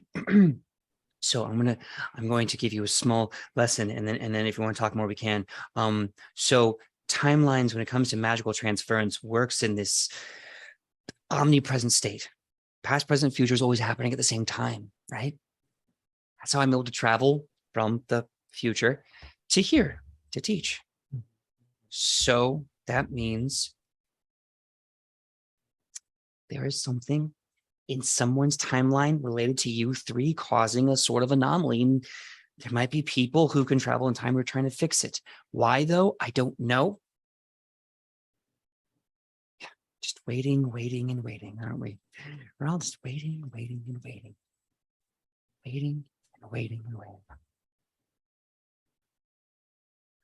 Sorry, I had a Mario moment. My apologies. And sorry, I just need to confirm. It's affecting all of us, including Abuelo. Yeah. I mean, I don't know what exactly your all story is. It would take me a lot of research to kind of get a better scope of that, to maybe, but I don't have a lot of time. Eventually, I'm gonna have to go back to the future of Numeria. Okay. If you could go back to the future, well, is it the same timeline or different timeline? Ooh, you know how sometimes you take a bunch of strings of rope and you twist them together to make a bigger string of rope, right? That's how all rope works. That's time. It's a bunch of different strands just kind of coalescing together. And sometimes when we move across it or shift across it, we technically untangle it and then retangle it. And that's basically it. Okay. Is there anything that I shouldn't do to make things worse? Because like I sometimes out of habit, I just kind of like jump places, which I'm still moving, but it looks like to everyone else I just like popped out into existence. Is that like me? Like I know I have some control of like this chronomancy and this time magic before I even started these classes. And I don't know if doing it more makes it worse. It doesn't matter. I'm just. I mean, unless you're doing anything really massive, you'll be fine. Small things like slowing things down and speeding yourself up, even skips, those are fine. Those are like little bumps in the ropes, nothing serious. As far as recommendations for you go, don't do anything you wouldn't do. Don't change any actions that you wouldn't already have done willingly. Hmm. Yeah, past, present, or future. Don't do that. That's bad. That's bad. Past. Okay. That's good to know, I guess. If you have some free time on my next blip in, and you'll allow me to do some more research after class, maybe I could come up with an answer on something. Yeah, no, I guess like it's gonna take time, right? Yeah. It's the one thing we have too much of and never enough of at the same time. Yeah. Okay. Yeah. Well, I'll make sure to make my future be what I was going to do anyways. Yeah. And she leans in and whispers to you. And be careful of anyone that comes looking for you out of that timeline. Yeah. I think I've already dealt with someone that was looking for me. Just could I actually just talk to you alone really quick? Sure. Yeah. With that, class is dismissed. Everyone leaves. And she talks to you. I'm gonna make this really fast so we get the next scene. But what's something you want to ask her? So like the person I saw from the timeline, they specifically said that I broke the timeline or something as the timeline was because of me, and then they were gonna make it right. And then they tried to attack me. Well, they did attack me, and it hurt a lot. And they had like a mask, and they had a mask and like this weird, I think, gun. Something like I've never seen like a gun like that before. Do you have one of those things? I can try and do some research on it before I have to blip out again. They disappeared. Like I tried looking for it and they just turned into sand. Sand. Okay, that's still a good start. Yes, Franklin's eulogy. I'll look into the sand. All right, you go have a good rest of your day. And remember, don't do anything with the time stream. Don't do anything I wouldn't do. Admittedly, I've not told you a lot about what I would do, but I trust I don't know you. what you would do. Okay, I don't know if that's good or bad. Shit, I gotta go to the next class. Bye. She gets in the metal pod and she gives you this really cheesy salute, and then she just looks haunted. She goes, sand. And the door closes and light starts to spark and she's gone. That's uncomfortable. Next up, we have Aki with dueling class. All I'm saying is Mateo McFly. Ha ha ha ha ha ha ha. Well, it works because that bitch's name is Marty, yeah. Right? The little chicken boy. The little chicken boy. I saw that movie once when I was very little. So I remember like bare bone minimum of it. I remember he's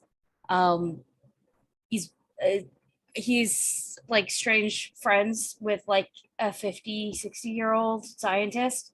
They go to the future, and not the future, they go to the past, and now they have to get back to the future. That's why the name is so confusing. And like he wants to fuck his mom. Like that's all I remember. No, he doesn't Close. want to. She His wants to mom screw wants him. to fuck him. Okay. Yes. Oh, okay. Yeah. Okay. Because basically he accidentally stopped a point in time where his parents were supposed to meet, thereby undoing his birth. So in order to stay alive, he has to wingman his dad to shtup his mom at the prom, thereby securing the entire timeline. It's a good movie. It's a But good movie. If but you it's hard to overlook the sell. fact. Yeah.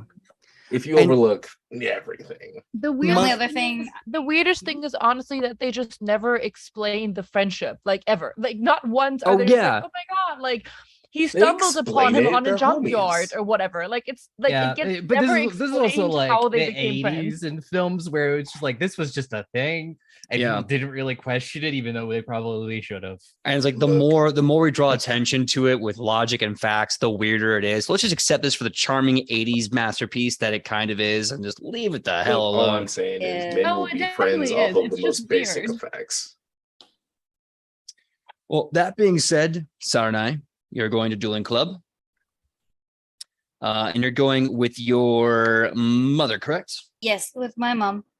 All right. All right. And Mumsy. with mama, and Mama. along the way we'll definitely have Naga pre-summoned so that way she and Naga can like reconvene. And we'll also introduce her to Lala because I realized she's never met my like the immortal the immortal shadow demon lion dog champion who fears no one and nothing. Not even a hole, an endless bottomless hole. She's probably just chilling actually. She was like nap time and Just one of those dogs, like head empty, only vibes, just tongue out in the air as they're falling. And then finally, bloop, they just vanish because they're too far away. Exactly. Yeah. Exactly. Pebbles was going nuts. Lala was all complete vibes.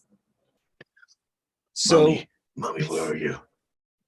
Mommy, I'm stabbing the air and I'm killing nothing. All right. Well, for dueling class, then give me your choice of like a spell attack roll or a physical attack roll, anything that you would duel with in that class. We'll go right to it. Okay, well, I will say my spell attack is, for obvious reasons, better than my physical attack roll. So I think what's gonna happen is we're using spells in this case simply just because I know it's gonna be more impressive to my mom. Okay. Yeah. Cool. Awesome. So go ahead and roll. 25. 5. Okay. So long story short is you do very well in dueling class, but let's get back and start from the beginning. So you introduce her to these summoned creatures. She loves them. She finds them adorable. But that's kind of where that's all she says. She's, these are lovely. Very proud. And then just kind of moves on. You get to dueling class, and there's already a fight underway. You see a half-orc woman in the arena just like Royal Rumble, take on all comers. She's just knocking one out, throwing them out of the ring. She's like dodging someone, physically flipping them. Series of strikes, punches someone clear out. She's kind of got like a king of the hill position there, and that's when the teachers are like, all right, great warm up. Get out the ring. I think you've had enough time there. All right, welcome to Dueling Club. We had one very powerful display. Please don't leave. Please don't leave the classroom. And there they go. Okay. Well, I guess she didn't like any of the challenges. Anyway, welcome to Dueling Club. Today we're going to talk about different types of fights. You probably should know, like King of the Hill style fights, or the drinking game that one halfling plays. That's King of the Hill, right? Yeah, that one. Yeah. Yeah, that's about it. Any questions before we just have you pop on there and get warmed up and get into the fight? No? No. All right. Oh, well, magic allowed or no? I mean, if you have the skills, use them. All right. No further questions then, yeah. All right. So, Melee shows up. Parrish shows up. Lannis is there as well. Well, Tornar. I want to go. Tornar, the Iron Arm, of course, is there, as well as Kiss, the Lizard Folk Wrestler, Chip Mastergash, the Firebrand Hobgoblin Swashbuckler, and they all proceed to do the damn thing. Now, the big question is, Who do you go after first? Lannis. Lannis? Yeah. Okay. Tell me the tale of what you do with Lannis. Awesome. Yeah. And I want to point out I am not going after Melee. I am not. I really don't want to beat him up in front of my mom. My mom or have even worse, have him beat him up in front of me. My mom's taking a like a tad bit of a liking to him. The last thing I need is to is whoop him or perhaps finally the tables will turn and he whoops me. No, thank you. So like we're just gonna be fair. We're gonna be neutral. I'm gonna beat the shit out of Lannis instead. Okay. I'm gonna roll for Lannis first and see where this goes, but I will definitely say putting that on hold is build to let's swell to that.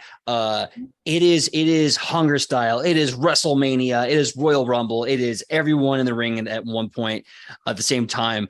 And you and Melee get a back-to-back situation. You start taking on all comers with your dragons are summoned and your fist fighting, and your dragons are fighting, and everyone's doing what they can. Parrish is having a doozy of a time. Parrish is the first to go. You tell me how you just take his ass right out. I think it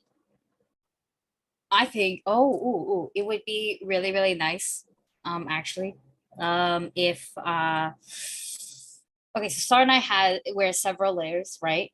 And it would be so fun if he just pulled off one part, one of his layers. Specifically, it's more like a longer vest type, so it's sort of over.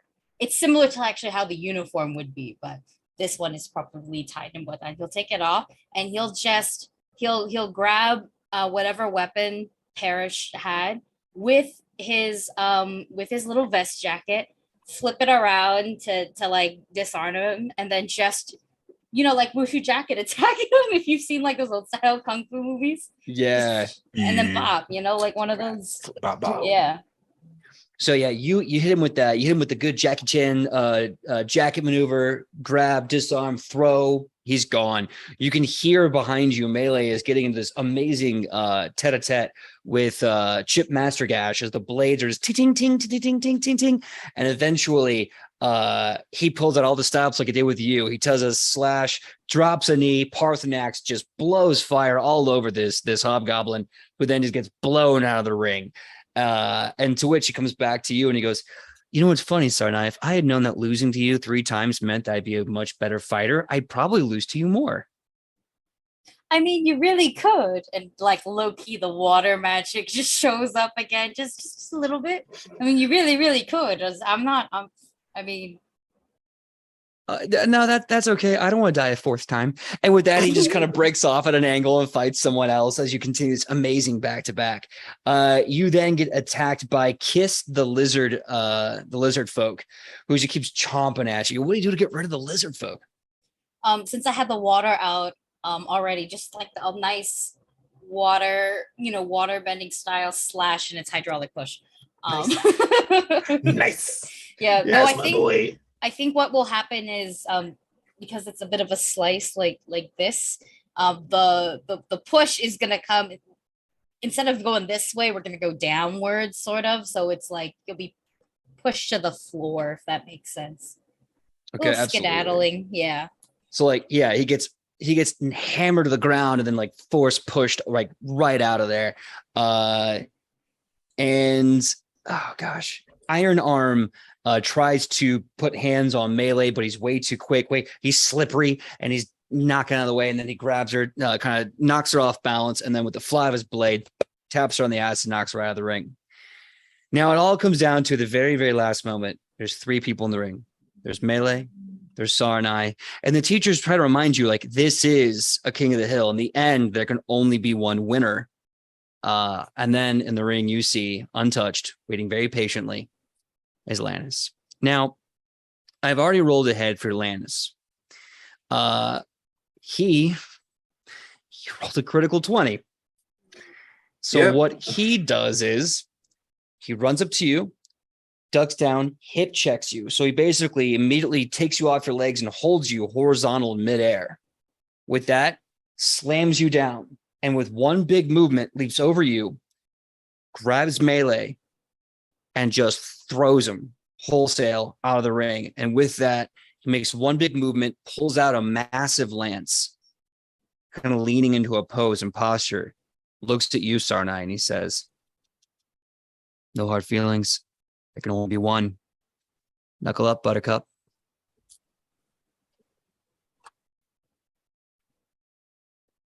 Knuckle up. Yeah, line up. Let's do it. Oh, shit. Yeah, fine. I'm sorry. The knuckle up rip threw me off. It genuinely threw me off. I'm very, very sorry. You were having a moment. I didn't mean that. I was just trying to understand your metaphor. Yeah, I'm just gonna fade you right here. And he just pulls back the lance and this goes for a strike. He's gonna roll to hit. Okay. Does a 27 hit? Yes. Okay. Mhm. I need a fortitude save from you. Fortitude.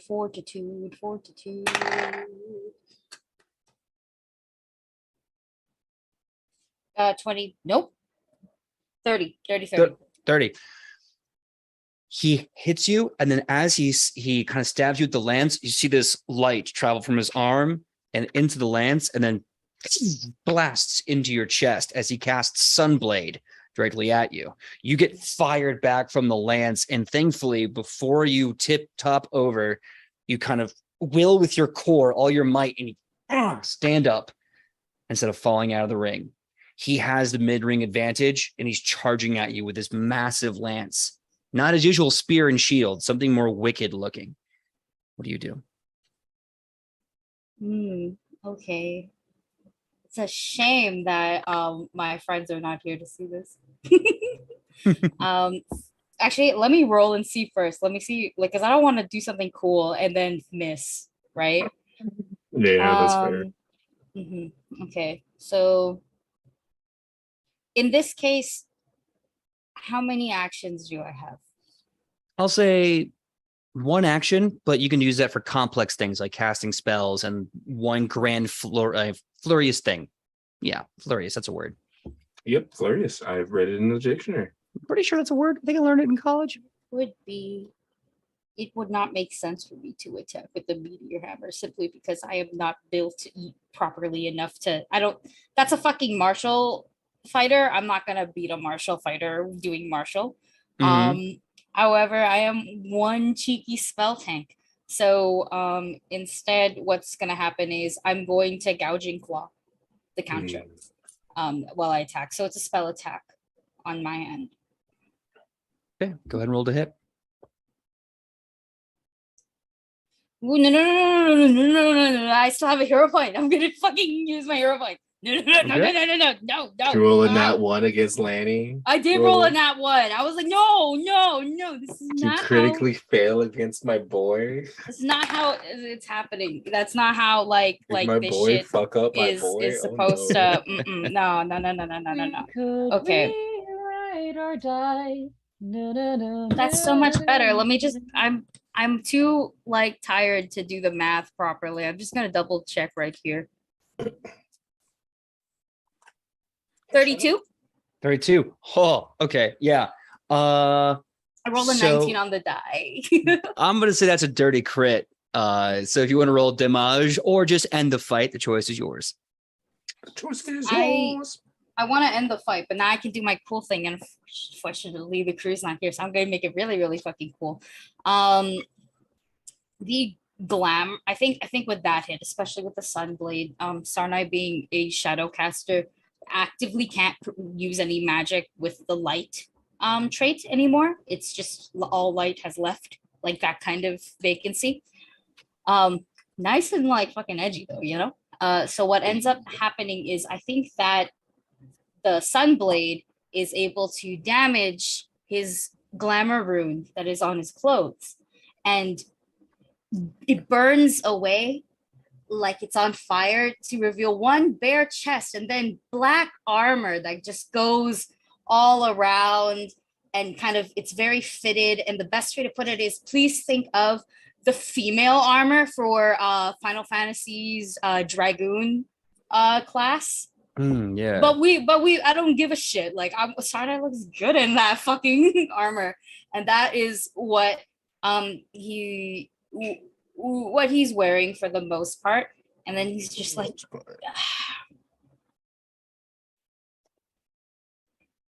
I'm gonna need to buy a new fucking glamour. And then he will cast gouging claw, and his whole arm becomes like it's already jacked. It's already full of like this beautiful black armor. It looks like demonic in a sense, but it just gets like it hums with this like reddish, purplish, like light almost as it gets even more monstrous is the best way to put it. Almost more jacked, a little too much more for like his already pretty decent bod.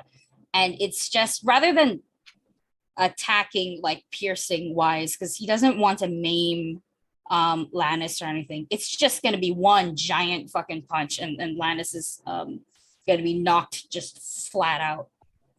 All right. So you do this one massive punch. Lannis just takes it and flies out of the ring. As he does, you notice something small on the ground, like a little sack with a little fizz, a fuse. It's fizzing, and then it pops. This horrible, acrid smell fills the air. It is very clear that Lannis is pure and gone out of the ring. But now, I need to make a fortitude save. Oh, a twat? A twat? Please don't be a twat. Please don't be a twat. 1 second. I need to double check what my bonus is. Don't be 24? trapped. Don't be 24. Okay. So with the 24, you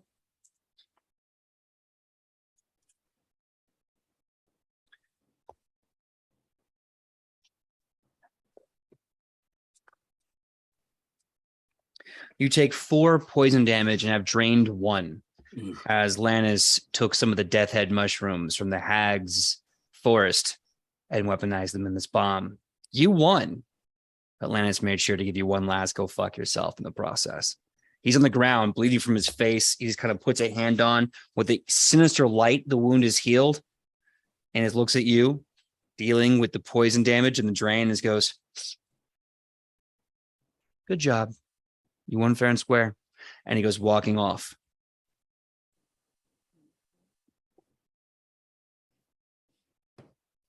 Well, I probably don't feel too good. Nah, you got like 4 ongoing poison damage and you drained 1. That's gonna suck. Now Damn, we're gonna. I can't believe I'm gonna have to kill Lannis for poisoning my boyfriend. Now we're gonna have to switch to someone else really fast. But as you go, you see a piece of paper folded with your name on it and a wax seal of a black flower on the letter. That being said, next up we have Gritta. Gritta, Hello.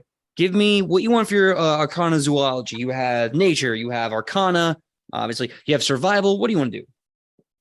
I want to do. I don't have a joke for this one. Yeah, I'll go do thievery, because as humans, we're constantly stealing from Mother Nature. So like, what's the difference? You know what? Why not? Let's go. Let's see what you got. No, I'll go ahead and do I'll stick with just a regular nature because my thievery is at 4. Yeah, I don't think that's probably not the best roll for you. Come on, guys, work together.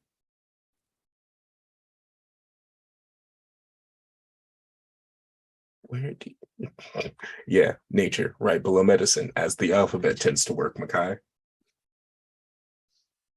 All right, I got a 23. 23. Perfect. Okay. So clock starts now. You go to the Arcana Zoology. Professor Woodward and Miss Graudun are there. And Woodward just kind of looks at you and goes, "Well, hi there. How can I help you today? Do you want to help feed the owlbears, or do you want to see the screaming goat? It learned a new song. Not very good." Don't worry about that. I've heard the song. it's Parents' Day, you know. My mum wants to like look around, see the place. I figured I'd show her around, show some of the goat, the owl bears, maybe whatever we could find. Just just a mother kid day. You Totally want won't to show the impress big her? red. You what? Totally not going to do that because that's a secret, right? I mean, yeah. Can she keep a secret? She works at a brothel. Oh, yeah. No, she's really good at keeping a secret. Yeah. All right. Well, you know So- what? Yeah. Oh yeah, I was just gonna say, like, if you want to show you anything real quick, because like you know more about this place than I do, but in the meantime, right after that, just gonna ease over to the lake for no particular reason. Right. Wink. Well, I'll tell you what. I'm just gonna cut the middle person out of this, and you know the cave's down that way. You know how to get in. I'm just gonna go pretend to feed the damn goat. I'll talk to you later. That sounds wonderful, and I'm just gonna so happen to leave, and I put down a bottle of whiskey. This here. Sorry about that. Sorry for littering. I'm gonna go. Oh no, I don't. I can't stand a litter bug. And pick up the whiskey and they walk away drinking it.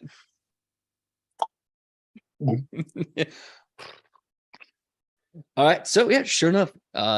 Skip ahead. You get to the cave. You go deep down into the bottom of it where the air is starting to become sulfurous, hot and stingy, and it chokes the lungs and the sniff it to get it in your nose just dries your whole face out.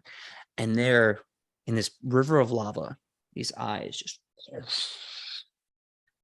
raise out.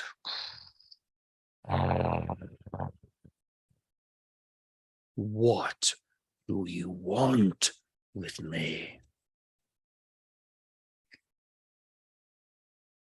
I am in Draconic. I will approach and kneel. Instead of like the full like head to the floor, they've started doing like an appropriate like warrior one, like a football circle kneel. Yeah. And they bow their head. Good evening, my lord. I simply wish to introduce you to the one who gave me my strength. You saw something great in me, and while that is not the greatness I wished for you to see, I do wish for you to see where my strength truly comes from. The eyes in the lava peer over at your mother. I beg her. I bade you bring her forth. As much as you might beg, that is completely up to her. I might be more willingly controlled by your presence, but she is like the wind, untamable, unknowable, and ungrounded. Then if she's the wind, let her speak for herself. To which your mother pulls out two massive weapons and runs up to the dragon. She goes, everyone's talking in fucking whispers. What's going on here, right?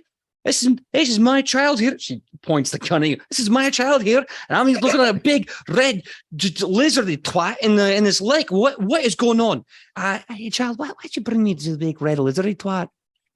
I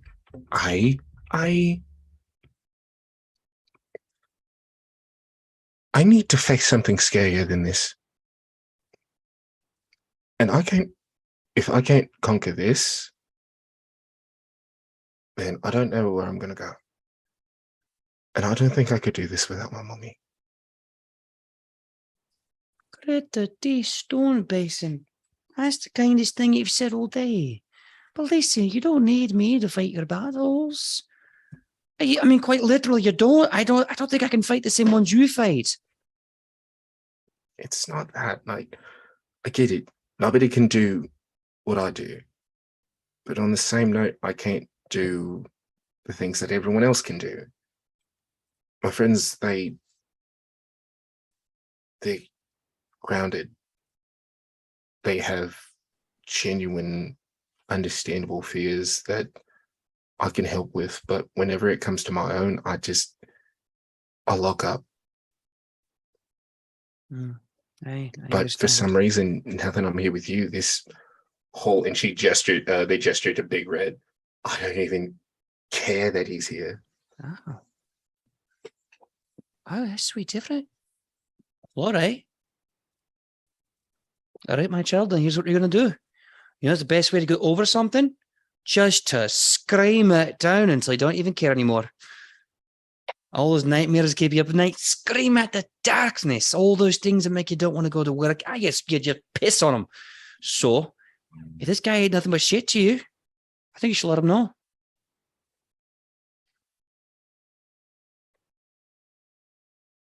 Okay. Yeah. All right. No, I could do that. My lord, I'm going to say a lot of things to you. They're not to you directly, but they are to someone. So I do apologize beforehand for the things that I'm about to say. So I'm going to start with, you left. After everything I asked you for, what little I asked you for, you fucking left. You couldn't even do the bare minimum and stay and fucking throw a line out into the fucking ocean with me. But you're more than willing to put me into a cult for 5 years where I have to raise and praise things that I barely even understand as a child. And now I'm just forced back into the fucking world, expected to be a normal person. The one time you came and fucking saw me, you left. You gave me a brief hello, and everyone else, they got to deal with their problems. I had to face them with someone who doesn't even care if I leave the battlefield. Genuinely, I have no idea how to handle myself. 80% because of you. You've given me a lifetime of bullshit to deal with that you will never even have to comprehend, let alone understand. But you know what? For all of it, for everything that's happened, I still love you. And I miss you. I just want you to come back and tell me that you love me.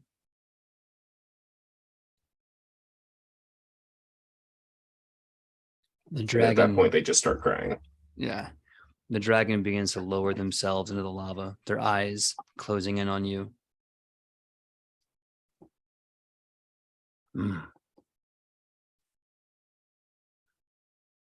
It appears your wrath is mighty, but not mightier than your love. I hope I could be of service. Now please leave my den. And this does not involve me. Yeah, I'm sorry for putting you through. I'm sorry for putting you through all of this, my lord. Thank you for your help. Of course, be gone. Your mother wraps a big arm around you, hands you a flask, and just rubs your back. It's okay, wee one. If I ever see that walking matchstick again, it's on sight. And she pulls out one of her guns. I'm not even going to hesitate, really. Yeah, and the reason you got away last time is because you fucking drew left. Well, maybe we all have things to make up to you for. And maybe I'll start it by being around, putting a bullet in that fucker's head. I'd like that. Yeah. Maybe just the thigh. Right, I was going to say, because we need an alibi, or if we're going to create a murder, we're going to be in so much trouble with that. Hey, you know what? Let's talk about this later. Let's walk and talk. Yeah, it's a good idea. In fact, I think we should start making lunch. My friends are going to be hungry. Hey, that sounds good. Now, if you don't mind us a few more minutes, we're going to finish this up with Fee's classroom scene as well. And I want to thank Makai for that awesome emotional moment. I'd give it a hero point, but it's the end of the episode. So I'll take it at the beginning next game. Future hero. Oh, Okay. All right, Fee. So you're going to social engineering with your dad. The DC is 23. I want you to give me what that roll is. You can make it stealth, you can make it performance, you can make it persuasion.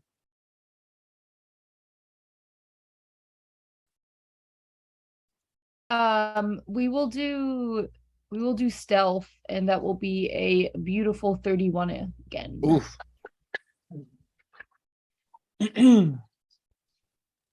That's going to be very, very well done. So you get to social engineering class. You see wherever you're supposed to sit, which you know is the same time every day. There is no teacher there, but there is a folder under your chair this time. Opening it up, you get your class assignment. Everyone else gets their class assignments. They look at everyone else. They go, same time next time, gents. And they just leave. Kira looks at the note and he contemplates it for a little bit, and then he like turns to his father and he's like, are you sure that you don't want to see me skip class? Because that's honestly so much more interesting than this class. No, I think I want to see this class intensely. Okay, father. And Hiro looks at the note again, which says what, I'd ask. 1 second. I casually wondered.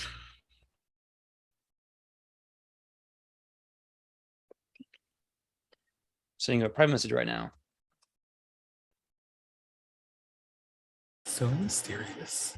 Okay, he looks at the note and he's like, okay, all right, father. Well, do you wanna know what's in the note? We can like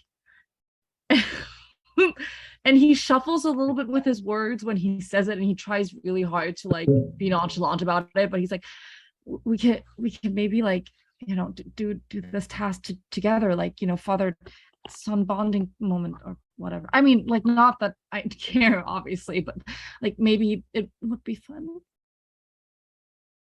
No, I don't think I will. But if you have need of my services for this assignment, I will be putting myself to use, but I will not be working with you. Does that make sense? Yes. Good, yes, you father. understand. Good, wonderful. And then Hiro will seek out Melee's mother. Okay. She is at the host club, getting nice and toasty on all of their fine drafts and elixirs and drinks. Okay. And wait 1 second. There you go. Okay, so he spots her, and for a moment he takes a deep breath and like adjusts his coat, and he turns to his father, and it's just like, if you could do me just one favor, father, if you could just stand a little bit near the exit, and just stand here and just do as little as possible. And then he turns and walks towards Melee's mother. What was her name again? I'm so sorry. She wanted everyone to call her Madame Shalar. Madame Shalar. And right before he's like in her side, he like plasters on if for the people who know him better, like clearly fake smile, but it's still, for those who like don't know him, it's charming enough. And he like gets down kind of on one knee and takes her hand and kisses it, and it's just like, it's a pleasure seeing you here again. I did not realize I would see you this soon. She, a little tipsy at this point, is very flattered by this, and she just goes, "You're so cute. Oh my goodness. Yeah, of course. No, you're lucky to be in my presence. What, and all of that. Oh, yeah, it's so good to see you again." Indeed, I would say the pleasure is all mine. Would you mind looking towards the exit? And he leans in close, taking her hand, to whisper something into her ear, as he hopes she will like look upon his father. Okay. She just kind of giggles like, you naughty rascal, sure. Oh, who's that handsome foxman in the nice, does he have a wife? He looks like he's got money. Does he have a wife? I'm curious. Does he have a wife? Does he have money? Does he have money? And Hero leans in close and he's like, yes, that is indeed my father. And he has a wife, though I'm sure he would not mind your advances. And he says that on purpose, knowing would piss his father off if she should try so. And he's just like, I'm gonna do it. Because that's the kind of little shit he is. And so he leans in. 1 second, I need to check something. Okay, so he leans in and he's just like, remember when I told you about somebody wanting to make your acquaintance? I thought I could give you the exact address of where we are supposed to meet tonight. You and I and that handsome man. Well, I mean, I was going to leave because my son is big and a little shit, but I think I can just stay for a little bit. I think this trip out could be very, very important. So I would love to meet you for dinner. I think that would be great. You tell me where later. I'm gonna go for a walk and maybe just say goodbye to that handsome foxman before I leave. Yes, he likes it especially when you get real close and show too much physical affection. He is very big on physical affection. Thank you so much. I'm going to try that now.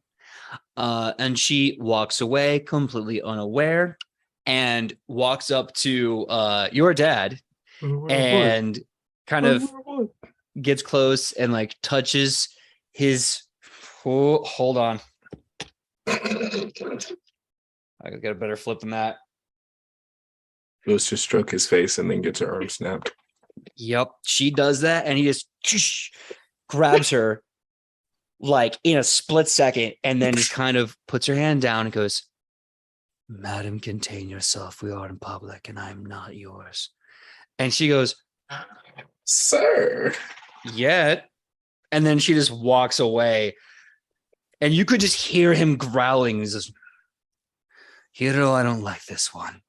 And Hero was like giggling to himself when it would happen and like immediately go stoic when his father like looks at him. He's like, yes, father, she is an odd one, isn't she? I'm not really sure what came upon her. I will talk to her in private and definitely discourage her from ever doing that again. She did an amazing, awful job at respecting your privacy. Honestly, Alice, what can you say? And so. and then he looks at you now. His little ears is twitching. Probably the only time I've ever seen him emote is when his ears twitch. And he looks to you and he says, "Now, my child, back to the task at hand. Were you successful?" Was I successful? So far, it seems. Okay, Seems everything you need to do is going as it's supposed to go. Nice. Yeah, perfect. So Hero smiles a little and he nods once and then looks up at his dad and he's just like, yeah, I think I actually did it. And kind of puffs up his chest a little just to like show a little bit more like height. And he's like, yeah, I think I finally made you proud. I think I did the task. I did. Yes, father. And so as we end the episode here, your dad does say to you, "This is just the first. Congratulations." The first of what? I like that. Now I gotta And with that, that's where we're ending episode 7 of Wayward Arcadium Season 2. Parents' Day Part 1. Tune in next week for Parents' Day Part 2 to see what happens with the rest of, this crazy shenanigan day. Let us say our goodnights and our goodbyes, starting with Aubrey. Aubrey, please tell them who you are and where they can find you on that sweet, sweet internet. Yes, hello. I am Aubrey. You can find me everywhere on the internet at Mad Queen Cosplay. And usually you can find me herding the cats over on Goblets and Gays and Nani Mamagiri, which you could also find some awesome other people here doing that as well. But big thing is this coming Saturday, the big new campaign from Ballad of the Seven Dice is starting. You can go watch episode 1 live on Twitch, which I think is the introduction for the Call of Cthulhu campaign. Which there's that. I am part of the Pathfinder campaign, which will be the episode after that, because we'll be switching off for the most part. It is a lot of fun, and there's a lot of really great people involved in that, so go check them out on their Twitter. I don't know the exact time it's airing off the top of my head, but go see it. It's going to be a lot of fun. We've had a lot of fun recording it so far. Hell yeah. Well, next up, we have Makai. Makai, please tell us who you are and where we can find you on that sweet, sweet internet. Good evening, my beautiful, sweet, amazing classmates. It has been a wonderful night playing with you today. If you want to find more of me online, if you want to do, I don't know, whatever the fuck you do when you're not here, we'll figure it out.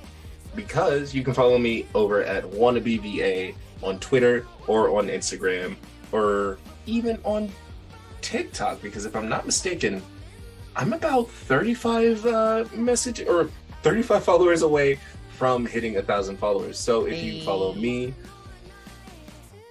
you could be a part of the very first Grand Fleet to cross the Grand Line, because I know, in fact, I do in fact know what the One Piece is, and I can tell you. So come follow me over there, and we'll get some things going. Hell yeah. Well, next up, we got Dusty. Yeah. Man, my brain is so messed up right now. Dusty, please tell us who you are and where we can find you on that sweet, sweet internet. Hello again, I am Dusty. You can find me online at Dusty Hill. I am one of the said cats being wrangled for Goblets and Gays and Alamamagiri. You can find me at a lot of different places. Big thing right now is check out at Unwavering Force, Star Wars podcast that Aki is. They are over there. Oh, you can't see my fingers. They're over there. Star Wars podcast. It's gonna be Pathfinder2e. We're putting out teaser trailers and like character stuff. Aki's just released. They are the garbage person of your dreams. I mean that in the vocational sense. And I we mean get that to in the literal sense. 100 followers, you will get some stuff for Nabar from Secret Nerd Pod for their character, which I'm very excited about. It's not all characters. Go check it out. It's fun. We're having a good time. Yeah, bring your own mech too. That's something that Aubrey and Aki and I are also on. Just follow Dusty Hill. I think there's gonna be something in the morning about something or another. Just follow me. I'll be sure. Very, very nice. Well, next up, we got Fee. Fee, please tell us who you are and where we can find you on that sweet, sweet internet. Hello. My name is Fee. You can find me under Finneman on different social media platforms. If you so wish, we can talk about many different things. If I'm not screaming about life, I guess, you know, you get it. Anyways, it was so lovely to have you guys here. Thank you so much for watching us journey through the parental stuff. And I hope you're there next week so we can conclude this and hopefully not get more traumatized. But as I'm saying this, I'm realizing how silly it sounds because PJ is our DM. That's what I do. All right, next up, we got Aki. Aki, and yeah, my brain keeps thinking I've already introduced you all. It's been a weird Monday. Aki, please tell us who you are and where we can find you on that sweet, sweet internet.